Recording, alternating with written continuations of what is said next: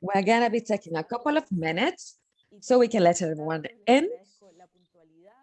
Y les pido disculpas por estos 5 I would minutos like to thank you for being so punctual, and I apologize for these 5 minutes of delay that we have at the very beginning. So I will start greeting our spectators and participants of the session.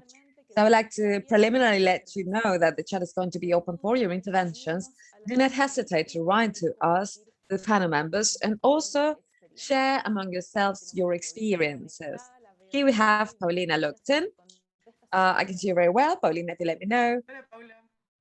Buenísimo. Hello, Paula. Brilliant. I can hear you and listen to you as well. Buenísimo. Estimadas y estimados participantes, estimados y estimados panelistas, les doy la bienvenida a este seminario web. To this web seminar entitled Assessing Social-Emotional Education for Students' Wellbeing, How to Do It, and with what end.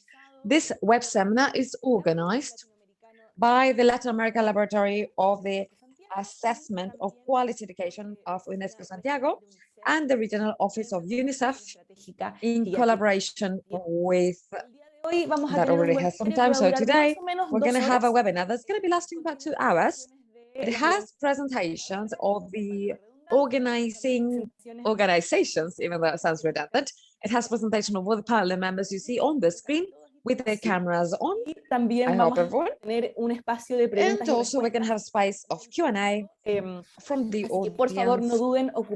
So do not hesitate to do the bottom part here, the chat where it says Q&A in Zoom and in YouTube.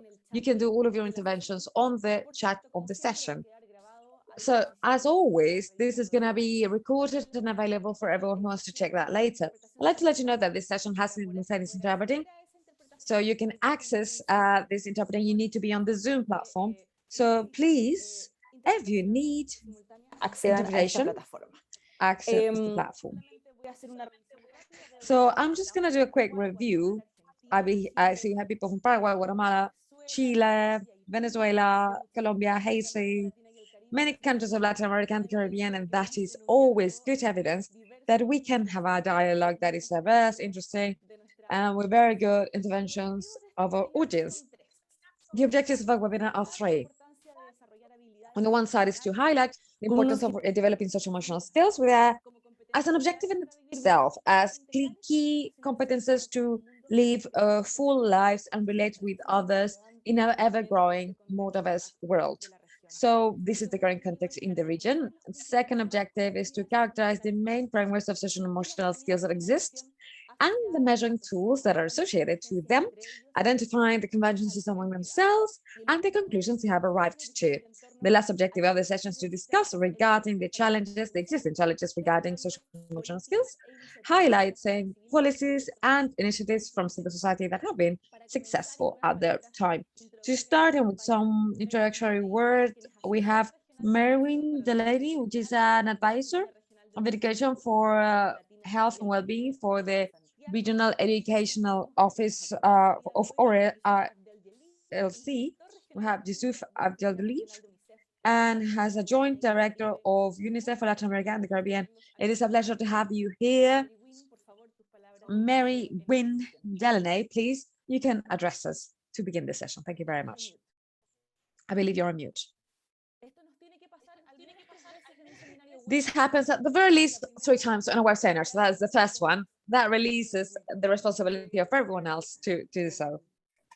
Bueno, buenos días a todos y a todas. Good morning, everyone. It is such an excitement that this day has arrived, acknowledging the work that has been invested in this activity.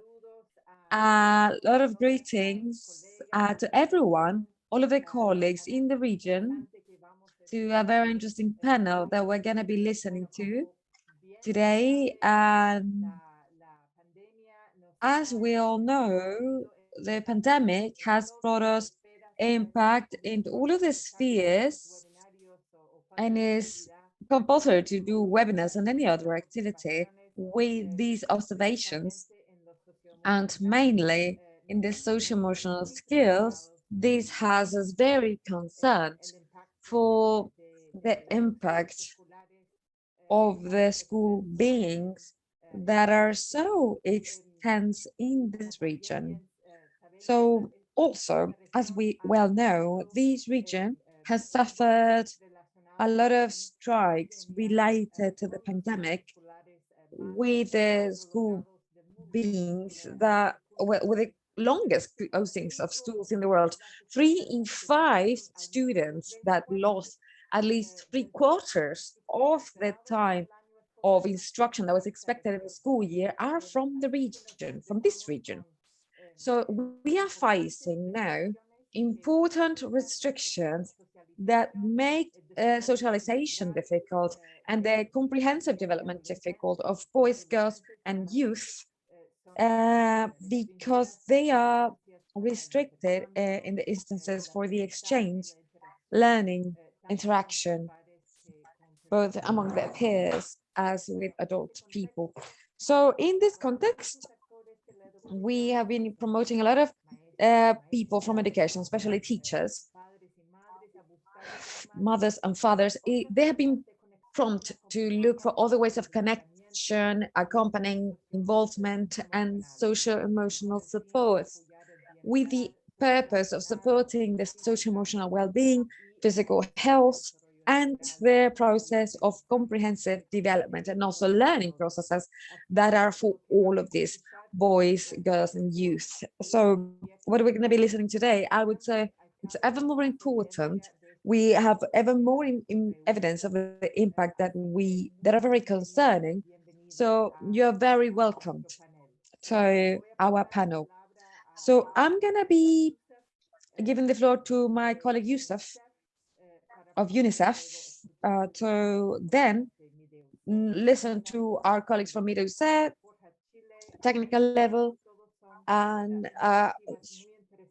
peaceful schools. So these are all very interesting initiatives. And of course, the team of YESE in our office. So thank you very much, Paola. Welcome. And to everyone. And let's listen to the interventions. Muchísimas gracias, Mary Gwyn. So thank you very much, Mary Gwyn. So now we'd like to give the floor to Yusuf, joint leader of the for the Latin American and the Caribbean office, Yusuf Abdel Yelil. Thank you very much.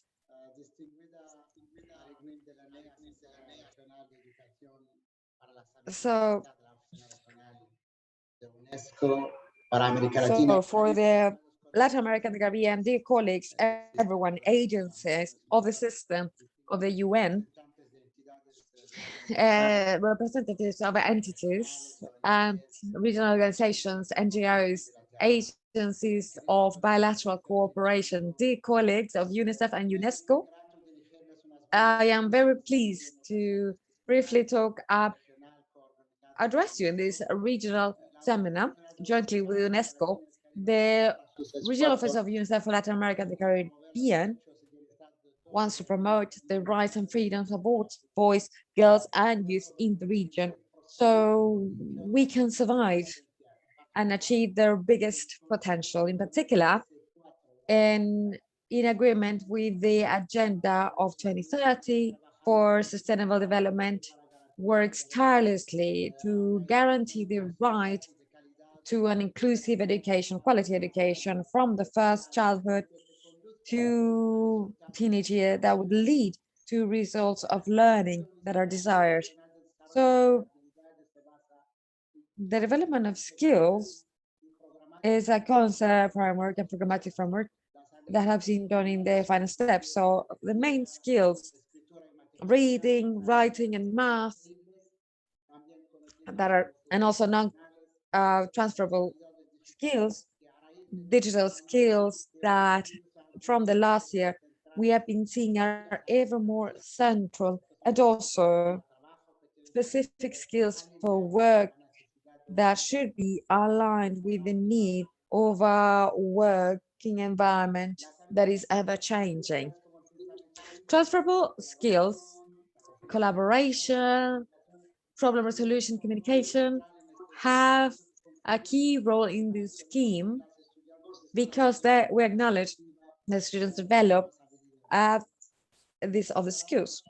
So, in other words, the acquisition of transferable skills from early stages mean that boys and girls and youth that are developing develop as agile citizens that are capable of navigating successfully their personal, academic, and social challenges, and also the economic challenges of the world for now and the future. So, since before the pandemic, we were working tirelessly to give opportunities of development of skills, multiple skills, including formal education, non-formal education as well. So the closing of of schools because of COVID-19 that has stopped the lives of millions of boys and girls, affecting their well-being and the opportunity of future development, advise us to continue working through this multiple focus, as well as putting social emotional education at the heart of the plans and preparation of post-pandemic learning. So it is necessary, therefore, that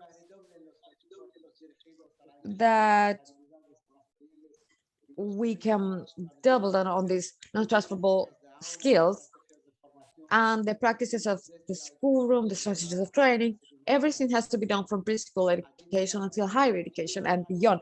Additionally, so we need to see these actions to try to assess the development of these skills with the purpose of feeding the public policy decisions in this area. So social emotional skills is key, not only for the well-being of the students, but also to ensure a suitable recovery of all of the learning after the pandemic. And the collaboration between UNICEF, UNESCO, and the Americas of the management of themselves in the framework of the study of the regional cooperative study of ERSE 2019, and the other examples that will be presented today represent solid points in this sense. Apart from the negative consequences that we mentioned in COVID-19, they also represent a possibility. This is a possibility of a unique opportunity in a generation of reimagining education and built better by contributing to the creation of educational systems that are resilient and accurate for the time. So we would like to repeat the commitment of these challenges. So we should not leave these alliances behind. I wish you a lot of success in these presentations that are coming. Thank you very much. Thank you very much, UNESCO and UNICEF, for implementing this initiative. Now we're going to be commenting with specific sessions of this web seminar. As you have had the opportunity of check the concept note, we have 3 topic discussions. And just comment that during the session, we're going to have Carlos Enriquez. Carlos is the coordinator of the Latin American Laboratory of the Assessment of Quality Education. You're going to listen to me call it YESE as of now on from UNESCO Santiago. And Carlos will introduce the next panel, where Paulina Valenzuela, who's a specialist in the Office of UNESCO for Latin America and the Caribbean, is part of the technical coordination of the lab and coordinates the activities related to this. It's a master's of sociology in the UC and with a degree of sociology in the same institution. Now she's in the University College of London to do her master's in educational sociology. Go ahead, Carlos, for the introduction, and now we give the floor to Paulina. Thank you very much, Paula. Just from YESE, I would like to thank the participation, understanding that what today we did in the presentation with our colleagues and directors of UNICEF and UNESCO of the importance for countries. So this is an instance of conversation in an understanding. We have so many frameworks that have to do with social emotional skills. And on the other side, the assessment necessarily needs to be a focus that will contribute to the conversation of improvement. So in this block, our colleague Paulina will tell us why are we doing in this ERCE that soon 21 de octubre, we're going to lanzamiento be doing in October, on the 21st of October, the launching, write it down on the agendas, the 21st of October, the launching of the results of ERCE, and also how this framework contributes in the conversation of improvement. webinar. El marco también, nuestros colegas van a colocar, Paula, el link para que So lo the puedan framework, our colleagues, they're going to put the link. disponible finalmente para que usted lo vea y sea una So this is going to be available in Spanish as well. So without any further ado, we give the pass to our colleague that has been specialized in this topic, Paulina Valenzuela. Paulina, antes de que comience, solamente voy a dar una Hello, pequeña before we start, I'm just going to give a small introduction to my moderation. y decirles I que don't want to be very annoying. So instead of asking you to tell you that you don't have a long, I'm going to switch my camera. And then when you see me back on, that means that you only have 2 minutes left. So go ahead, Paulina. Thank you very much, Paula. I will be sharing my screen now so you can see my presentation.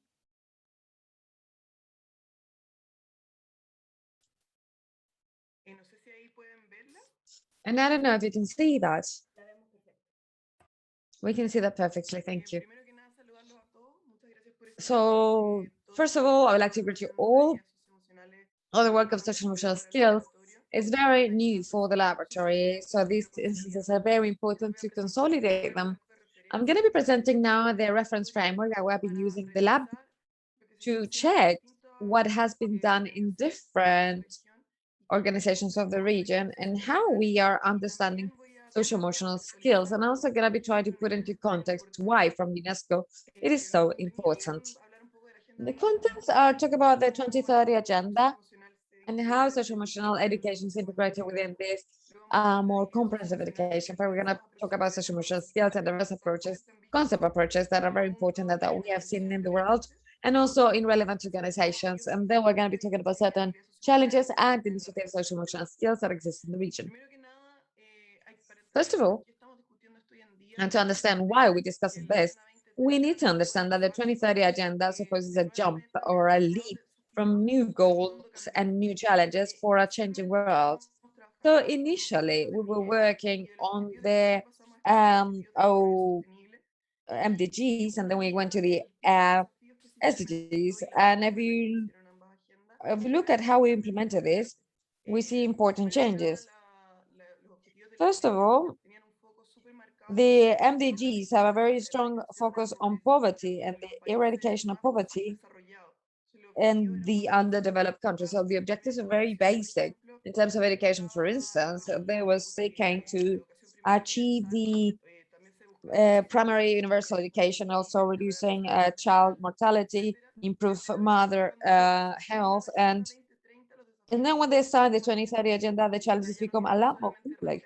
It's not that we just want to eradicate hunger and poverty, we also want to achieve health and well-being. It's not enough with achieving achieve universal primary education, but quality education is not enough with reducing child mortality. We want all children to have access to preschool education. So all of the challenges become ever more complex, a lot more multidimensional, and they are integrated to new players because the millennial objectives were defined at a state level. Here we integrate civil society. And as you can see, many companies today are committed with the SDGs, and that was an achievement of how we discussed with the agenda. The concept challenge becomes a lot more complex and it takes on more countries. It's not enough that the undeveloped countries are committed, but the developed countries also need to join these challenges. And we give a focus on environmental education and so on. In terms of education, per se, it's very obvious that this change. When the 2030 agenda comes, in fact, in the region, we had seen improvements that were very important in the MDGs. First, the net primary enrollment goes to 93%. The completion of primary school between 15 and 24 years is 92%, compared to 72% among the people over 60. Illiteracy went down to 1.7, and these are important achievements in a short period of time. This is from 1990 to 2015. When we opened the challenge of the 2030 agenda, we still had challenges that were very important that were being dragged along from the MDGs. In the region, we see high inequality and exclusion, something the MDGs would not consider. They talk about the eradication of poverty, but they never talked about equality or inequality. The objectives were set in primary school, but in Latin America, we have secondary education that's very insufficient. And finally, even those students that could achieve finishing high school, even though they knew how to read and write and they had the capacities that the school would say they were necessary to exit school, they had functional illiteracy, where people don't understand what they read or they don't have the necessary competences for employment. So while they have achieved this important, there were important gaps as well. And then we have C4, the SDG 4, which is a very ambitious goal of guaranteeing inclusive, equitable and quality education and promote learning opportunities during all of the life for everyone. It could be hard to interpret, but important focus is that it comes from the first time.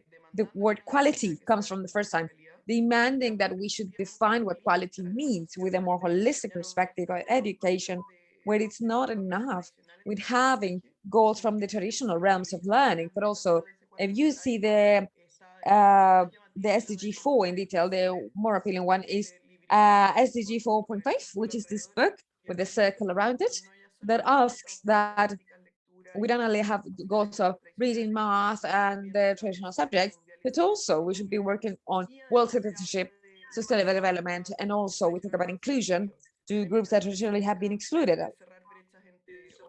So there are specific goals of closing the gaps between boys and girls. There are specific goals on inclusion for people with disabilities. There are specific goals for people that are excluded because of the migratory condition, race, ethnicity, and so on. SDG 4 supposes a number of challenges that are highly relevant, how to achieve giving all of the gaps that we have been dragging along from before, and why social emotional education becomes fundamental. First, because from a holistic perspective, a person to be properly developed, of course, needs to have a series of competences that are intra and interpersonal to relate with others and set goals to themselves that not necessarily have been worked on explicitly in the educational system. So this holistic perspective requires social emotional skills. A focus on learning through life requires people to get intrinsic motivation so they can continue learning, even though they're in a formal education system. That also requires a number of social emotional skills. And finally, to achieve greater inclusion, we require a series of empathy, tolerance, and compassion skills that are part of social emotional skills. So with a sort of SDG 4, social emotional education learning becomes more relevant because when countries are committed to the 2030 agenda, in a way, they're also committing to this type of social and emotional learning. Now, in the particular context of COVID-19, this becomes even more relevant because, as it was being pointed out before, Latin America and the Caribbean are the regions that have the longest school closures in the world. This average was taken by UNICEF some months ago. It could be higher now. It was an average 148 days of losses of classes in person. So if you see the charts of the countries that make up, yes, 18 Latin American countries, and also including Cuba and the Dominican Republic and the Caribbean, 14 countries had more than 6 months schools under closure. So these have very relevant consequences in terms of social emotional development.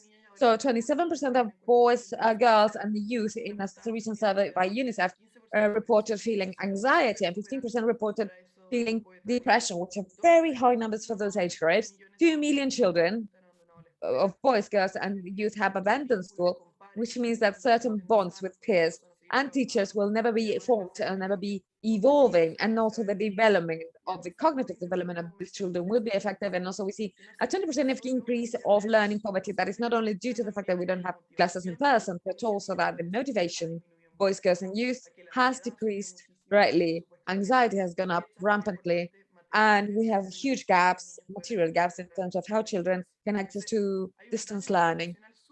So there's a social emotional damage that is very important that has been generated by the pandemic, and we're going to be forced to look for clever, quick, and efficient ways of how to repair them. And also, in order to do that, it is fundamental to have good measurement tools.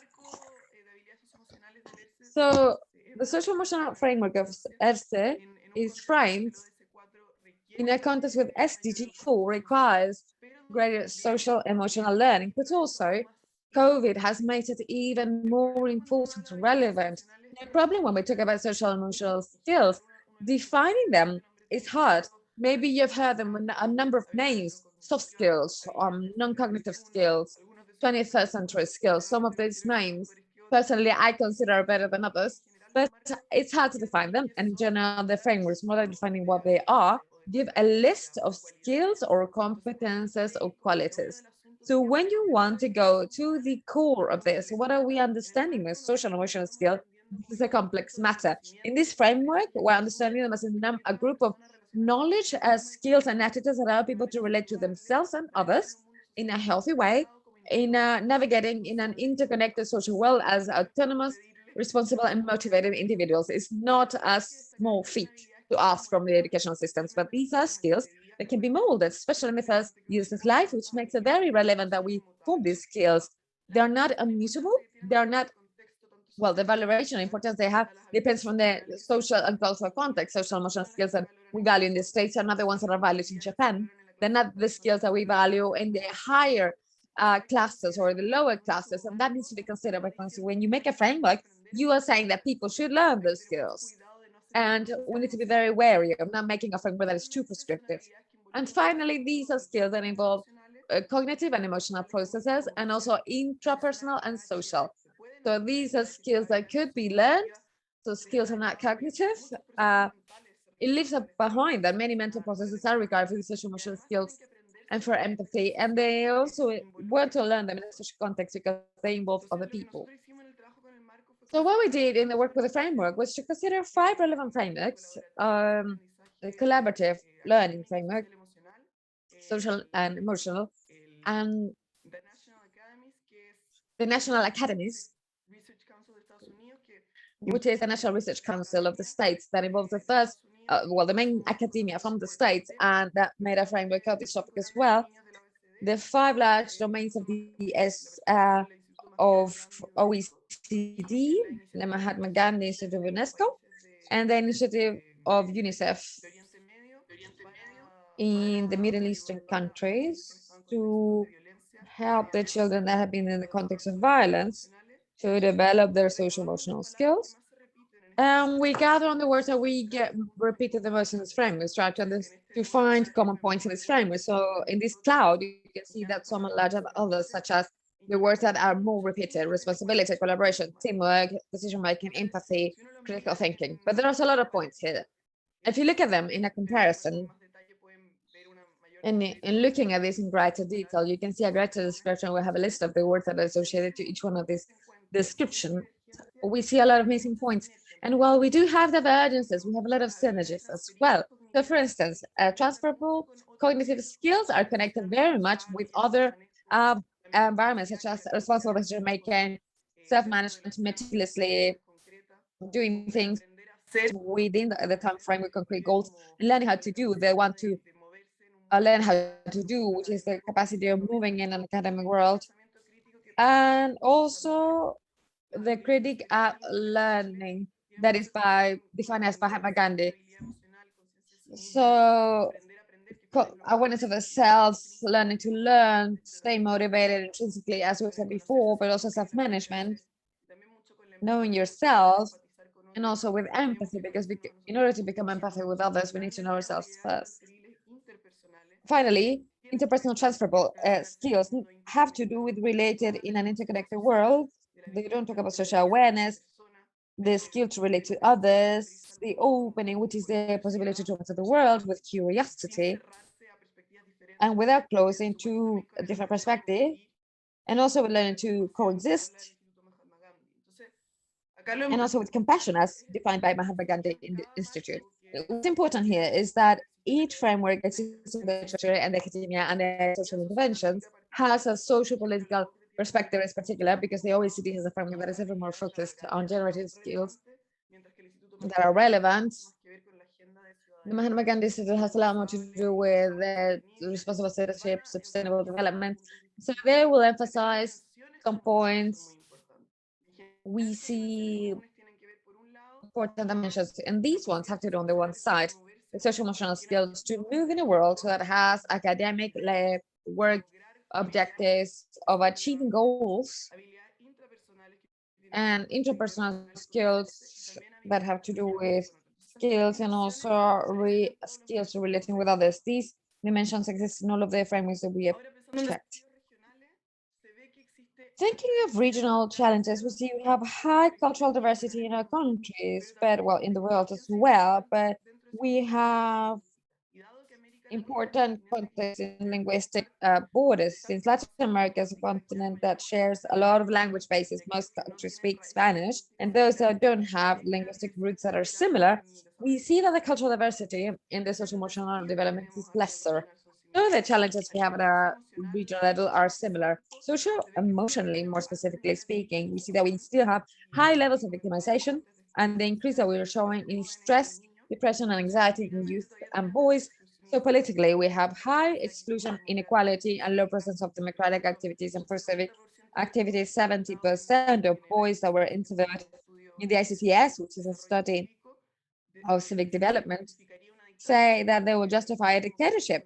And that is something that in democratic societies is very concerning. And also at a school and labor level, we've seen a high increase of the school dropout and workers who are schooled, but they're not highly trained for the challenges that the work environment requires now. So these challenges, we share them among countries and we can find regional solutions of how to provide better social emotional skills to address them. And to intervene,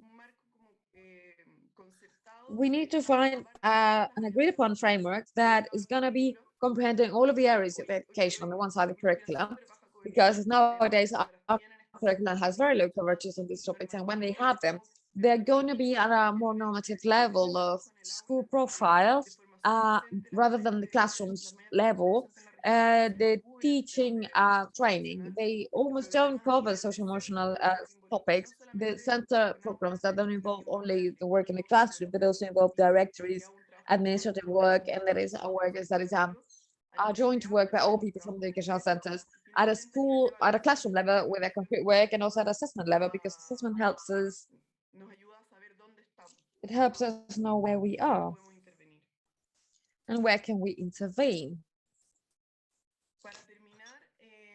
To finish, this is a framework that we checked in the, so this is a map that we checked in the framework, is how the initiatives are in the region. Red is initiatives focused on the labor work. We look to develop transferable skills with the objective that people can achieve full employment.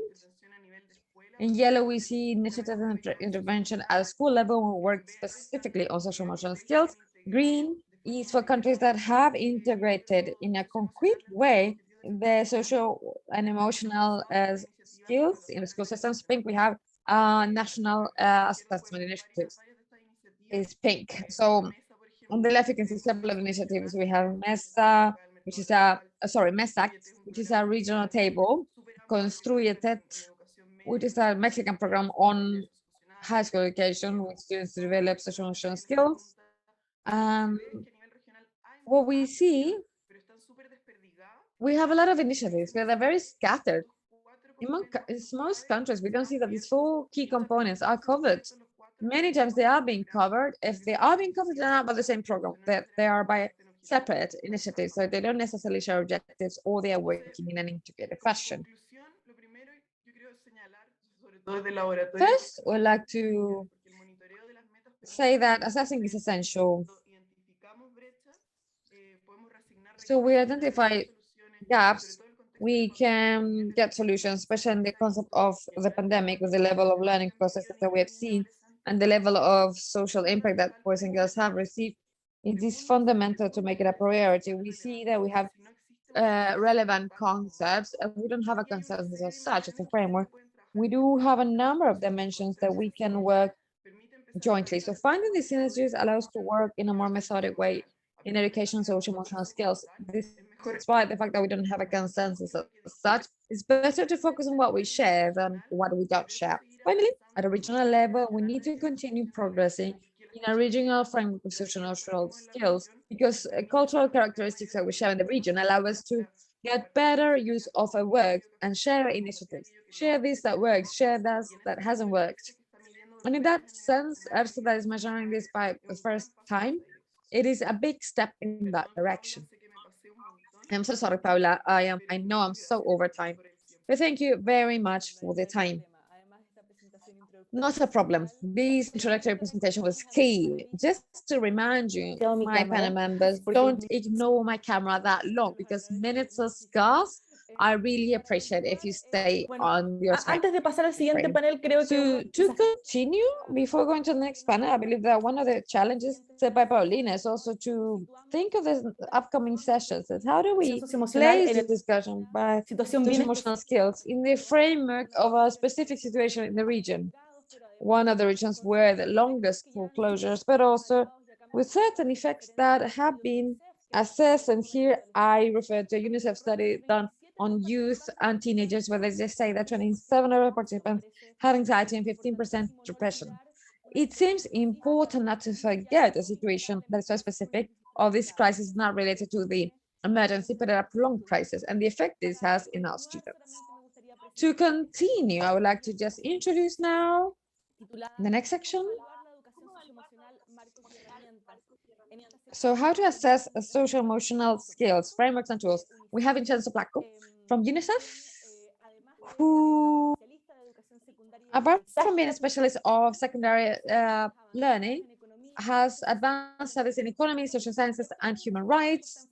And his work is related related to quality and the relevance of education for youth, development of skills, and the measurement of results and skills. Vincenzo is the focal point of UNICEF for the global initiative on boys and girls outside of school. In this panel, we also have Jorge Manzi, who's a psychologist at the Catholic University of Chile and a PhD in psychology of the University of California, LA, has an experience in the validation of measurement tools in psychology and education, has contributed to the JESE, ERSE, and TERSE studies. He's a title professor of the Psychology School of University of UC, and from 2005 he directs MIRE UC. And finally, we have Lorena Meques, who's a psychologist as well from the Catholic University of Chile, Masters in Education of the Assessment Study of the University College of London, and currently a director of international area of MIRE UC. I would like to highlight that between 2003 and 2008, she directed the National Assessment System of Achievement Learning, which is CIMSE in Chile.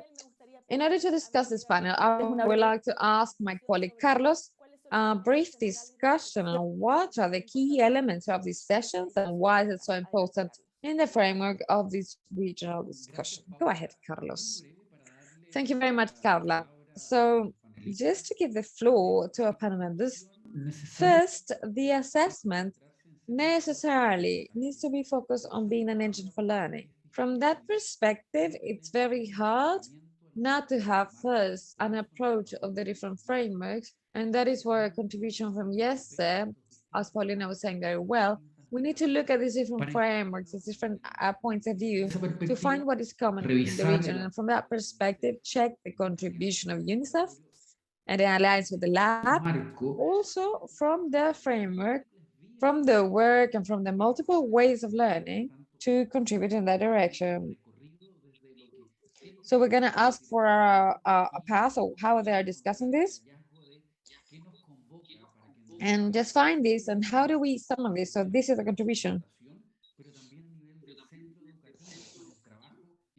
And also the educational center and the intervention work to have greater impact in learning. And second, our implementing partners of MIRE UC that are working now on the implementation of ERSE, soon to be delivered.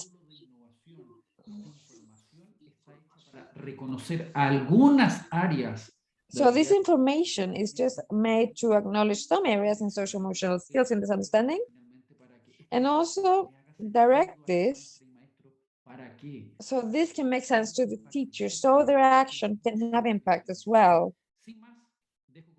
So without any further ado, I'll leave our colleague Vincenzo, who can contribute from that direction. Vincenzo, please.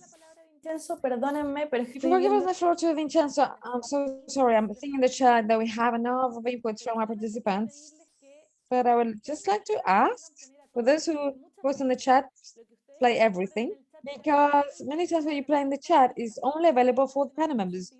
And clearly it doesn't have any sense if we can exchange some of the experiences that I'm reading here and that we're sharing now. And just comment when you put a post, especially on Zoom, with the option sent to everyone. I will not interrupt anymore. Thank you very much. Thank you, Paula and Carlos. So it is very pleasant to be here. So as UNICEF, we have been collaborating with YESA in this cycle for many years. And the topic of social emotional education has become a central essence of this cooperation. So I am so pleased to be in this panel today.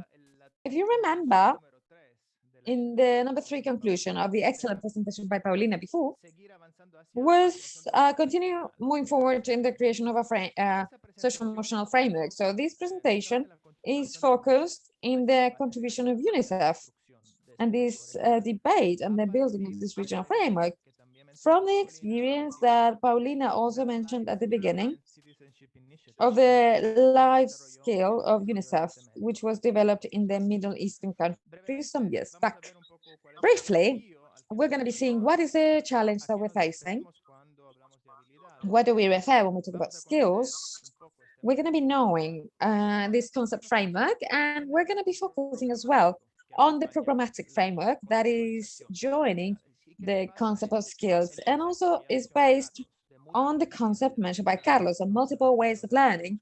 And we're going to be see what we mean by that, and also 3 areas of programmatic intervention that are going to be facilitating and allow the development of the skills between boys, girls, and youth, and also the youth and the adults.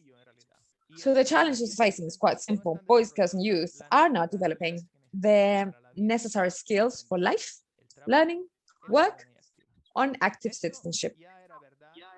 So this was already true before the pandemic.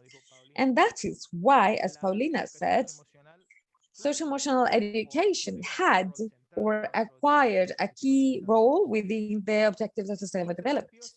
And that challenge is becoming ever more urgent from the consequences of this last year and a half that we've lived. So this challenge is going to be related to our serious work. Is that boys, girls, and youth don't have possibilities to develop progressively and at scale these skills, be this within or outside educational systems.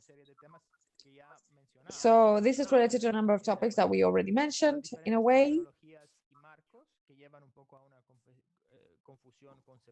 So this leads to a concept confusion regarding who is responsible for the formulation and implementation of these policies, a lack of a vision based on the cycle of life that does not allow to incorporate the skills in the curricular, the pedagogy assessments at different levels, and the education system. The lack of systemic focus, as we were seeing in the last map presented by Paulina, this leads to interventions that are not sustainable short-term, of limited impact, and many times even in contrast among themselves.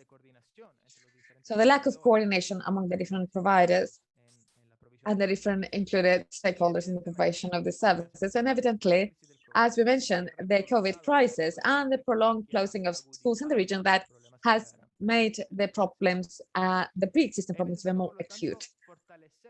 It is necessary also to strengthen the educational systems to promote the development of skills in a way that is holistic, that will have a life cycle focus and a gender equality focus, focusing especially in the more marginalized students.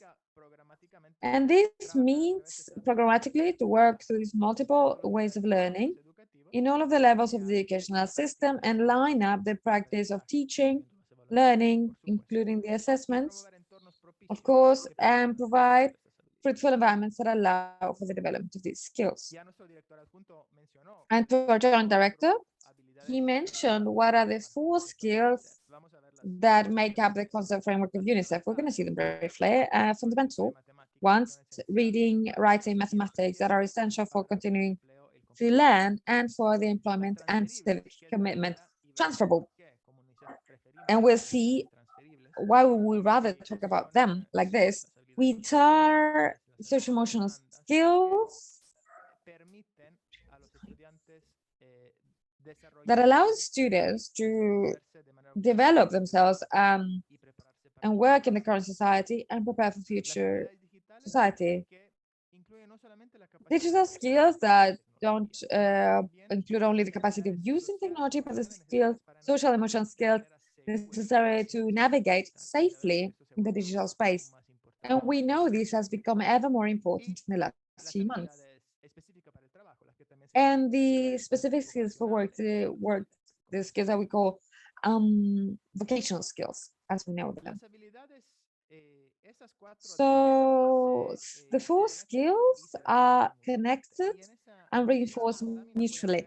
And on this slide, you can see why transferable skills, and they have a key role in the concept relationship of UNICEF. Develop these transferable skills effectively, allow students to be able to develop and deepen all of the other skills. In other words, the transferable skills act somehow as a magic glue, allowing all the other skills to develop and reinforce mutually. So what I was mentioning before, why do we rather talk about transferable skills instead of social emotional skills? Well, I would like to clarify that it is about what I was saying before. A contribution to the regional debate is not that this is the right definition and the other ones are wrong, or that we should necessarily use this definition over others. We just consider from UNICEF that transferable skills have also or comprehend a joint of skills that are cognitive and that are related to thinking, how the problem solution, informed decision making, and that include social skills that have to do with the communication, collaboration, and interpersonal skills, and emotional skills that have to do with the management of their own emotions, including empathy, for instance, and respect to diversity. What do we know from transferable skills? We know that they develop progressively from the early childhood to adult years. And that is why it's so necessary to keep this life cycle focus. So we know that they're not the same as subjects, they're different. It's different to teach, to learn empathy in school than learn math. And they're hard to measure.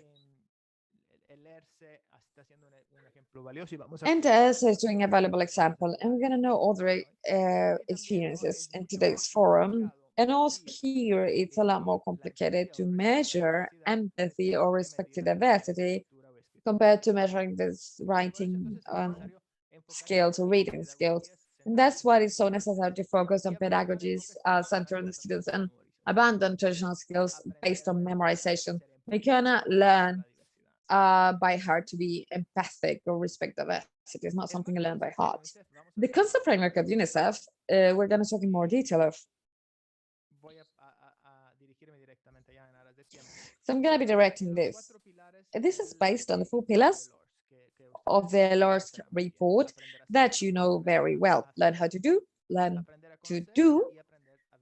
to know, and learn to live together. So for each one of these pillars, we've identified 3 main skills that we're going to see in detail that are creativity, critical thinking, problem resolution, which is about knowing, cooperation, negotiation, and decision making, informed decision making, which is regarding the pillar how to do, communication, resiliency, and management of the self, which is referring to learning to be, and respect for diversity, empathy, and participation that refer to the pillar of learning how to coexist. If we notice this circle, In the outer part, we have some arrows. These arrows are not just there for to make it look cooler. It's not just to make the presentation seem more dynamic. It has a meaning. It means that each one of these skills, whether mostly related to one of the 4 pillars, is related to the other 3 pillars. So each one of the skills in reality has to do with knowledge, employability, native citizenship, and personal empowerment.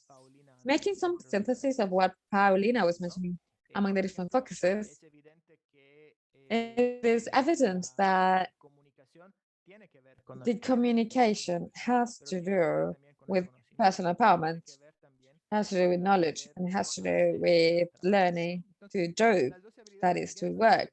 So both skills, while they are mostly connected to one of the pillars, in reality they refer to 4, and they are a holistic group of skills that can be transferred to the different situations from school to work and to citizenship. So the concept framework, it is not a concept framework that is prescriptive. These 2 skills come from the relationship that comes from Middle East, and then in the Latin American region and the Caribbean, we are put into context through a regional discussion document that I'm gonna be sharing in the chat through their link so it can be downloaded. But they are not, it's not a prescriptive list. Each country, as we say, each country and region, we encourage them to be as a reference and identify what are the skills that are most relevant for a given context. So in India, they have considered eliminating the skill of cooperation, and they have gathered empathy and respect for diversity in a more general skill called interpersonal skill, as you can see on the left. In Egypt, on the other hand, they have included productivity and accountability as additional skills, having a framework of 14 instead of 12 skills. As UNICEF, apart from this document, we've also been working on a guide on these skills that is also available both in English and Spanish, and that gives a definition of each one of the skills included in the framework and the relevance for 4 dimensions, and as I was mentioning them, and the importance of that by themselves. This document is available on the website of the regional office of UNICEF in English and Spanish for the 12 skills included here, and we hope it can be useful for practitioners, to all of the colleagues who are working in the inclusion on the curriculum, in the assessment, and everything that has to do with social emotional skills to guide and support this work. As I'm closing here, because the framework is joined by a programmatic framework that is based on the concept of several ways of learning. The development of skills needs to be carried out at different times, different surroundings, and in different contexts. And this includes formal education as well, but also non-formal education and informal education, even experiences of volunteer work, programs for violence prevention, music, sports, and so on. A whole host of ways of learning, and this should allow boys and girls to develop them holistically throughout the life. And this focus also allows to satisfy the different needs of boys and girls and teenagers and promote equality and inclusion of those who are more marginalized. There's 3 areas of intervention, but that we prioritize as UNICEF. The work at a system level, that means that it's working on the policies, national plans, curricula, qualification framework, and budget. And the work in the creation of favorable surroundings that will allow the development of these skills through the promotion of good school governance, or the participation of students and families in the decision-making processes, and also the level of teaching and learning. That requires to align up the curricula and implement pedagogical practices that promote the development of these skills and particularly suitable assessments to be able to report the practice and the development of these skills. In conclusion, the problem that is a problem that is long-standing and has been more acute in the last few months is that both girls and youth are not developing the skills they need to exist as active, productive citizens in current societies and also future societies.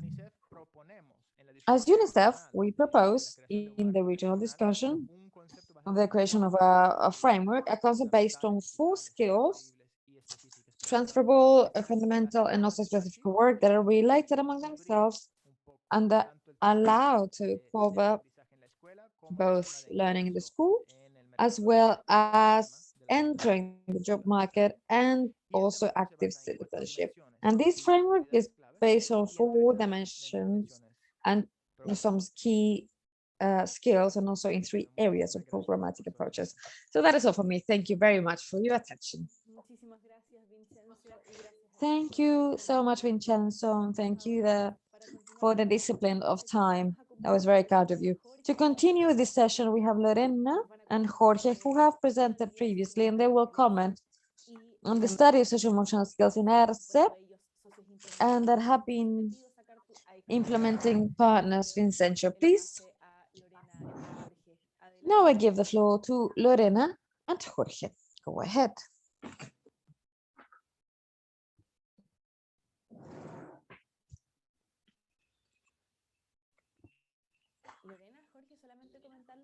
Lorena, Jorge, I would like to let you know that your microphones are off.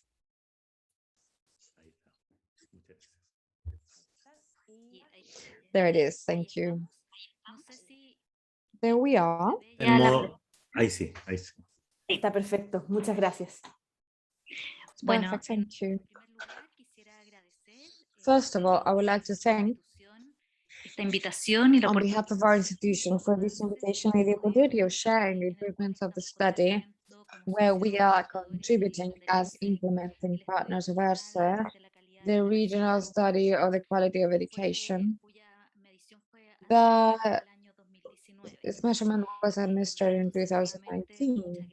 So again, thank you very much from me and Jorge, who directs the measurement of MIRE UC, who directs this center, and it's so pleasant to see in the chat people who are participating from all over the region, from the southernmost part towards Central America. So big greetings, everyone.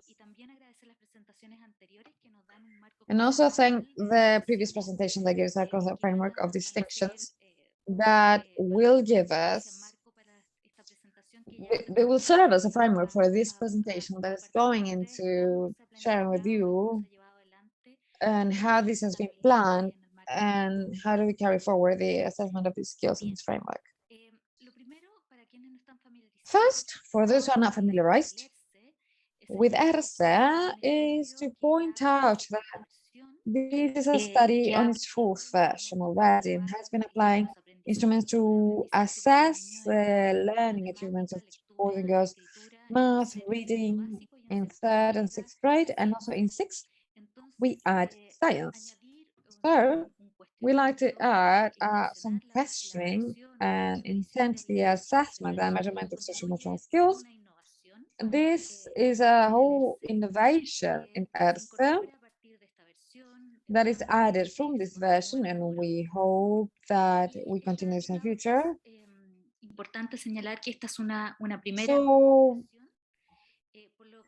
this is the first exploration. So from these multiple possibilities and scopes that constitute the world of social emotional skills, or non-cognitive skills or transferable skills, from this whole world, it was necessary to be very selective.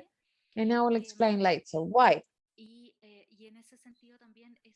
And in that sense, it's necessary to consider that these are assessments and questionnaires that will be answered by small children, and that in the framework of the assessment, they have also been subject to answer the tests. So for several reasons, it was necessary to narrow it down and focus on what would be the dimensions to be explored in this opportunity. Another important warning is that the international studies such as this one have making application, reporting of results that are very extensive. The whole cycle is quite extensive. The planning of this study, though, is going to be assessed, started in 2017 in the pre-pandemic world. So you might see that these are dimensions that are relevant, and surely they will be affected by the circumstances, but this is not a study intended specifically by current health circumstances En consideración or was not motivated by them. So that is something we should bear in a la mind. hora de seleccionar Well, when selecting what were going to be the dimensions and specific skills that we were going to be assessing or exploring, it was necessary to select, as we were saying, and also have certain criteria to do the selection and focus the study. And the first thing was that they should be skills that they should be intended in the curricula of the participating countries. In ERSA 2019, we have 16 countries, so therefore, one first consideration that is also for the cognitive areas, so that is for math and reading and science, is to check that that is being assessed, it should be intended by the curricula of the country. So educational systems should have a purpose of developing these dimensions. Filtro, So this was a first filter to check that that which was going to be incorporated in this assessment should be intended in a way, typically should cross-sectional objective, as Vincenzo pointed out. These are not subjects. Traditionally, in the curricula, we incorporate them as cross-sectional objectives to all of them, so the teachers in all of the areas can intend the development of these skills. So another criteria is that there should be background studies from instrument of paper and pen, because there could be multiple ways of exploring and studying the development of these skills, but they are all outside of the possibilities of a large-scale study and a standard study, as in the case of this international study. So they needed to be skills that were studied through questionnaires, of self-reported questionnaires. So, and lastly, gather the relevance that was given to countries and include activities that were directly developed to the citizens' skills, directly, or that in a way they were precursors of them. The study currently has periodic meetings of the countries through their national coordinators where they can manifest the emphasis that these studies should have. So gathering all of these criteria, we come to our first selection of skills. So the process to do this focus was first to do a checkup of the literature in the study on social emotional skills, also the curricular analysis, see how countries matched in their curricula when intending the skills. Then we socialized a proposal of skills to be assessed with countries. We added the observations and suggestions to this framework, and finally we determined the constructs, as we call them, from the point of view of assessment, that would be addressed in the questionnaires.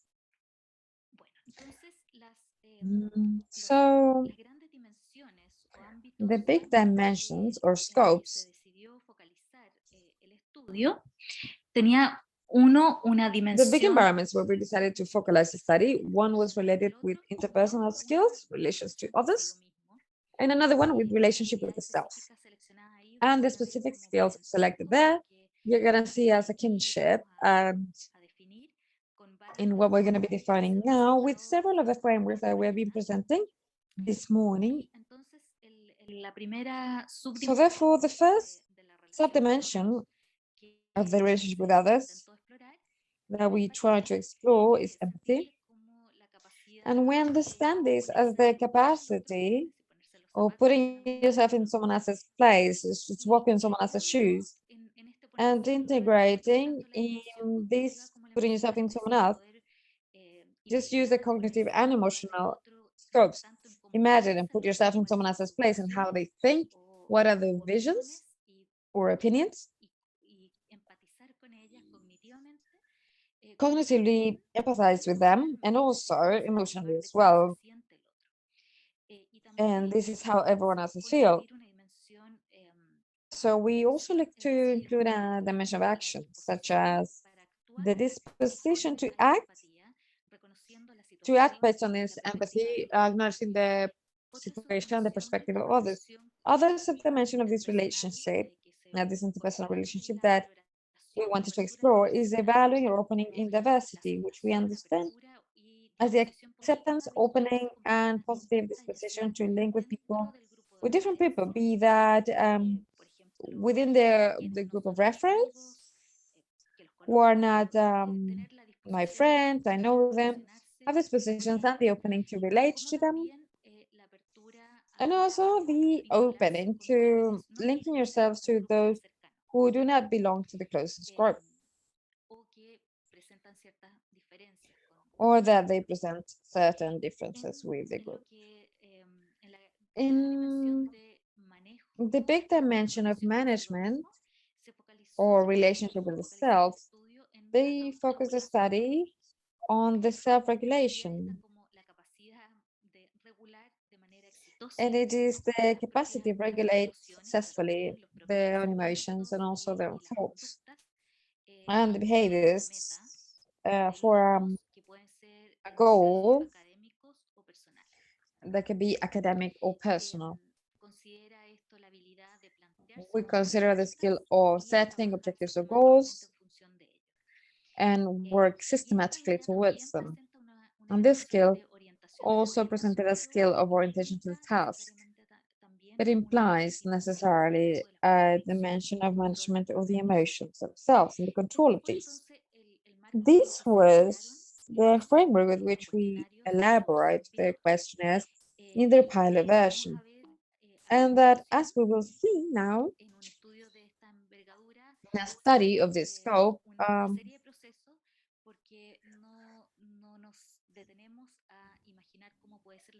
and we don't stop to see what it could be the best way of introducing and presenting this this to children so they can reply to this questionnaire. We tested, and being this an international study, we also need to consider linguistic adaptation matters and translation. So there are several ranges. After establishing this selection and data framework to elaborate the instruments in 2017, we made the items.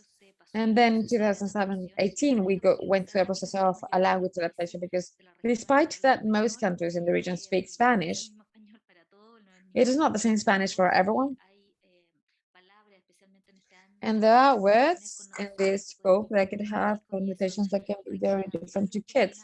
And that requires to adapt questionnaires, hoping that the questions are equivalent. Then, after applying the pilot, they analyzed the behavior of the items through a psychometric analysis of this. And having selected then all of the items that went to the application of the main study in 2019, that was already done in all of the countries. After this, again, we did another analysis of the behavior of the questionnaires at the end of 2020 and now in 2021. We finally come to the analysis and international reporting of the results, which will be the last quarter of this year. So now I will leave you with Jorge Manzi, who is going to be presenting as of the next slide. Lorena, for me, it's frozen on the same concept slide. I don't know if that's for everyone. I don't know if anyone's seeing anything else, but I can still see this. Yeah, same as you, Jorge. It's not progressing. Maybe you need to go back and open that. Sometimes it freezes. What about now? No, nothing. I suggest share it and share it. Ok. All right. I like to use this interruption to comment. The colleagues that we have, more than 600 people logged in from 14 countries in the region, Y que nos which permite is a huge number that allows us for the great exchange that we have been seeing in the Zoom chat and on the YouTube channel. Compartiendo. So just continue sharing this. See if we can see this again. I did it from here. All right, Ahí está. share it again. There it is. Ahí sí. Perfecto. Ahora sí estamos viendo la. Bueno, entonces, en honor al tiempo, yo solamente voy a So también. for time's sake, I will just thank the invitation to participate in this event that I believe this is a webinar that is so meaningful. We see the broad participation it's having and the relevance it's gaining in the different regions in the world with this matter, this topic that has allowed us to enrich and expand the look on what is happening on the educational process that not only has to do with traditional dimensions of a cognitive matter or a cognitive characteristic. It's great news that this is happening in these times in the world. So I will start from the most practical part of what has happened with this exploration. As Lorena said, this study decided to add some scales. It was not possible for time matters, the availability of the kids to consider to be ambitious and trying to include several. And that is why they are the ones that Lorena has mentioned. And I would like to tell you what happened. In the piloting, we tried these scales with children from the 3rd and 6th grade. So we realized that children from the 3rd grade, that for them, the reading alone in general of the study is a topic but in itself. The omission rates we had in these questions were a lot higher. And on the other side, we had a lot of variability in the response rate among countries. So after the piloting, the decision we made was to concentrate the measurement of these aspects only on 6th grade. Naturally, the results of the pilot continue being a reference point for possible later developments. Second, from the point of view, from the analytic point of view, and based on the main study, is that what matters is not only that these scales work well in the traditional sense of the term, that psychometrically they will be presenting a suitable performance. That is, they should have enough reliability, so each one of the questions will contribute to the same score or a common score, or in particular, that they are capable of being comparable among all of the participating countries. So this is a great challenge in all of the international studies. So people in general assume that because you're measuring the same, necessarily you can interpret all the scores the same in different countries, but that is not the case. And there are several international examples that shows it isn't the case. So in this case, an important focus of this, I'm not going to show the technical aspect of it, but the study of the metric invariance show that the 3 scales I'm going to be talking about have that property. So we can say, make it comparisons if it was necessary, or we can at least interpret in the same way among different countries with the scales. So next slide. So the 3 concepts, I'll refer to them quickly because the concept part was already addressed by Lorena. Now I'm going to be referring to the concept as it's left. This is the concept that we're going to be talking school self-regulation next on Lorena. It has to do with the capacity to regulate effectively the thinking and the behavior in the learning context.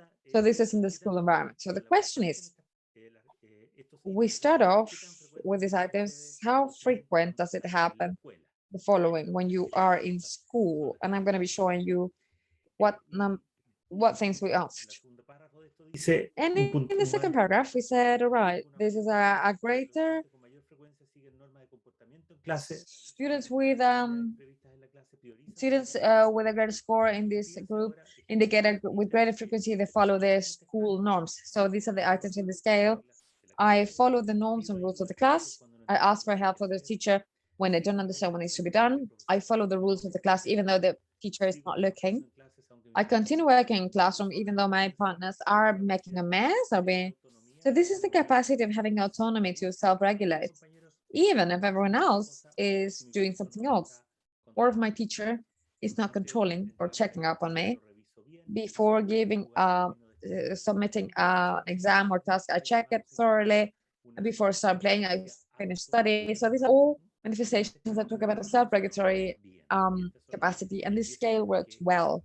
And these are the 10 items that were left here for the delivery of results that will be done in a number of months. So next scale, Lorena. En la dimensión ahora So interpersonal. in the interpersonal and social dimension, we have a concept that is key. All of the psychological research says is central to strengthening and promoting good interpersonal skills in both in children and also adults. It has this double characteristic that it combines these two things. Some people think it's more like emotional and like cognitive dimension. It is not true with empathy. Empathy includes the capacity to take the perspective of others, have a concept that someone else is going through something else that is different to what is happening to me. So that is how you see that students are capable of taking perspectives and they can understand what's happening or even fighting with the emotions of others and taking actions on that. Notice on items as the ones that we have been showing. When somebody gets angry with me, I try to imagine what they're thinking or feeling. That is taking on perspective. And third, when a partner is not my friend, who's a schoolmate that's not my friend, I try to cheer them up, is taking action on what they see. I get sad when my classmate has nobody to play with. So that is emotional fine-tuning. So all of these are manifestations of empathy, and they are reflected in these 7 items. So let's go on to the third and last dimension, that is in the social sphere. So this is something that has become quite important, internationally speaking, because as we are having ever more and more exchange, classrooms are becoming more diverse for a number of reasons, because of migration within the countries, or because of policies that promote social integration in the countries, or even because of international migration. We have experiences of great diversity that are coming to the classrooms. So the question is, how willing are students facing this? And facing this, we are looking at how to know students, how are they open to this diversity? In that is the degree in which students perceive they can accept, tolerate, and establish links with people who are different to them. So we have seen this in an interpersonal dimension with other children in the same classroom, but and what we observe that the scale that works best, or the items that work best, are those that aim to the diversity in an intergroup relationship, as I'm going to be showing now. So the question here was, how much would you like or dislike that this would happen? So if to your class, students came from another country. So how students from another country come to your class? So I would be like pleasant or very unpleasant, or if they're from a different region in the country, or if there are students with a different skin color, or if there are students with a disability, for instance, and we give them examples.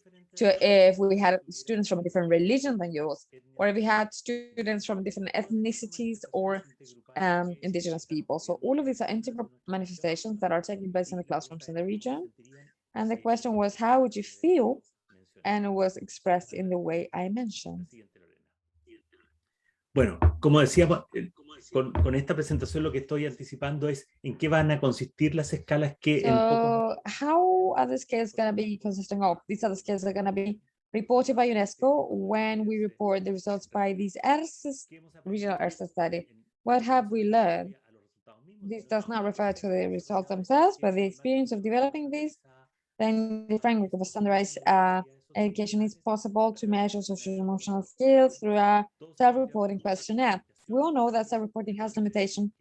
Nobody wants to say that it is the only perspective to do so, but in a context of a great scale, it is hard to find better solutions than this. to have some evidence regarding this important topic. Sabemos que el menú de habilidades posibles es We vasto. know that the menu of possible skills is vast, so we've seen this in the presentations, and this is what we've heard this morning, but therefore we require De mayor interés en cada caso. protection to see what could be more interesting in each case. So for this, Criterios fueron for the ERSA, the criteria was desde los más choose those that make sense from the curricular frameworks and the national frameworks and that we have in the different countries. And we have a clear trend in the countries to start adding in the curricular frameworks affirmations or expectations or clear indications of what is interested in the social emotional aspects regarding the learning that are taking place in students, because these are skills that evidently are also played in the school. We also want to privilege skills that are easily interpretable and that also they can be measured through simple statements, so students can later compare themselves to them and make a judgment on themselves based on that. All of it shows the evidence that we have is favorable to this being possible. Next slide, please. Y este estudio, digamos, es importante tener And this en cuenta. study is important to bear in mind that in small children, it requires to have consolidated reading competences, have a degree of introspection, to be in a condition to judge well self-referring information. This is not easy in smaller children. So in our study, we take the option of move forward in this line with students of sixth grade and not third grade. But it doesn't mean that we cannot address this with third grades, but this is a larger challenge because of the limitations that they have in terms of their development process and the emotional processes as well. Given that these are skills where we have a confluence of different factors, we need to be very wary of the interpretation of the results that we're going to be presenting. As a result is educational results that is produced by the school.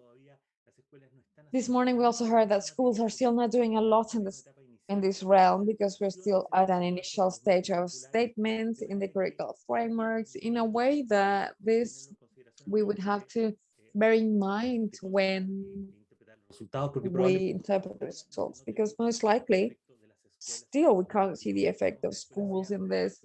We all want schools to be a space where more actively we promote this.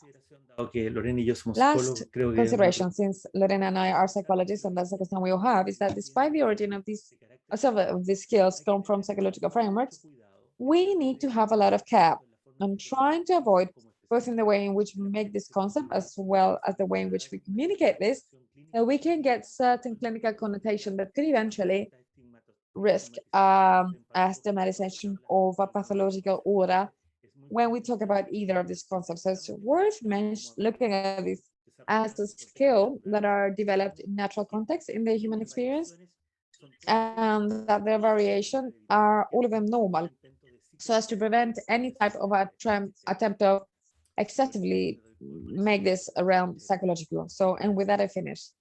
Muchísimas gracias, Jorge. Muchísimas gracias, Lorena. So, thank you very much, Jorge and Lorena, for your considerations. Some of Bien más generales sobre assessment style and some more Así que, general ones about how to interpret data. además algunas So I'm intervenciones. very thankful. I see on the chat some interventions, also thanking that, and also some more specific questions. So I hope that you have them in consideration for the Q&A session, or if you want, just comment them on the chat if they're available. Now to go on to the third session of this web seminar, I would like to present 3 panel members that are going to tell us about some successful initiatives. So, and they have a lot to say of how to go from more abstract concepts, more general concepts, to some characteristics that make these programs successful in the practice. So they help us in this session. Angela Bello from Forca, Chile. She's a Spanish teacher from the University of Concepción with an MA of UC, alumni of Enseña Chile, and a scholarship holder of the Aporte País Scholarship, and she did an internship in the public program of social emotional learning, Construyete in Mexico. She's a current director of Forca Chile, organization with more than 12 years of experience in the topic that is summoning us today. was for Jose Fernando Mejia of Aulas en Paz, Colombia. He's a psychologist of Universidad de los Andes in Colombia with an MA in political education on Harvard University. He has been an international consultant on education topics for the world citizenship and social emotional learning for entities such as the World Bank, the Inter-American Development Bank, UNESCO, and ICFA. So he's now leading the Aulas en Paz program. He's the president of the board of EducaPaz.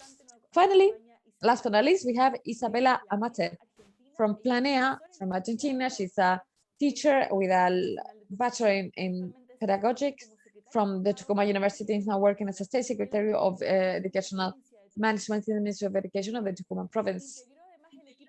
She also integrated the research team and the planning of the higher education, and she coordinated and implemented the national program Our School in the Tucumán province. And also she worked as a director of the technical direction and the pedagogical assessment. So dear panel members, directions are the same. I'm gonna be showing up on your screen to interrupt you, but that is the least interruptions I can get, Un poquito so sobre as to let you know on the spirit of this section. So we have Carlos here. Go ahead, Carlos, the floor is yours. You're on mute. There you go. Paula, muchas gracias. Tenemos el privilegio Paula, thank you so much. We have the privilege de of having these three panel members and point out, as we were just saying, Jorge Manzi from the implementer of MIDE. This is an emerging topic in schools nowadays. We have been trying to prioritize this. There's good experiences in Chile, Costa Rica, and Colombia, and Central America, in Argentina. But here we have three very good experiences. And as you were saying, in the first block, we have a lot of frameworks that wanted to contribute into what are we doing from EFSA? What is the contribution of instructions such as UNICEF in this guide to understanding to provide with a regional framework? And how do we go from these frameworks in the implementation and the huge challenge of supporting teachers so this becomes into something else, and also gather information from the previous presentation, so the practices and the conversations in the classrooms can direct these skills. Without any further ado, I would like to thank all three panel members, and that they can let us know about the implementation in their own time and let us know about what information they're gathering. And I insist, so this that we today are talking, that you're working on, the educational system is making efforts. So finally, this becomes into greater opportunities of well-being and learning for students. Please, we have Angela now. Welcome, Angela. Hello, Carlos. Good morning, everyone. I would like to say, first of all, if there's something we can celebrate in this last year and a half that has been so tough for everyone, especially to boys, girls, and children, social emotional learning is a topic that we've been taking all the conversations of transforming education that our students deserve. So I'd like to thank the opportunity of sharing with you what we have been doing as an organization in these almost 13 years. And to start, I would like to start by sharing my screen because I have a question for you. I'm going to ask you to pay attention to the chat because here it is. I'd like to start by asking you a question. I would like to know, I'd like you to imagine and remember, how did you wake up this morning? How was your morning when the when the alarm went off and the sun hit your face? How was that? Did you shower? Can you maybe share that on the chat with the help of this motion measurements of the Yale University? With what energy and with what feeling could you describe this topic at this time of the morning? You had high energy, but with an unpleasant feeling. Maybe you can identify yourself in the red square. You can write that I started with a red because I didn't sleep well. My neighbors were loud. I was worried about something and you had to get up early. Or a low energy feeling, an unpleasant one. I was tired.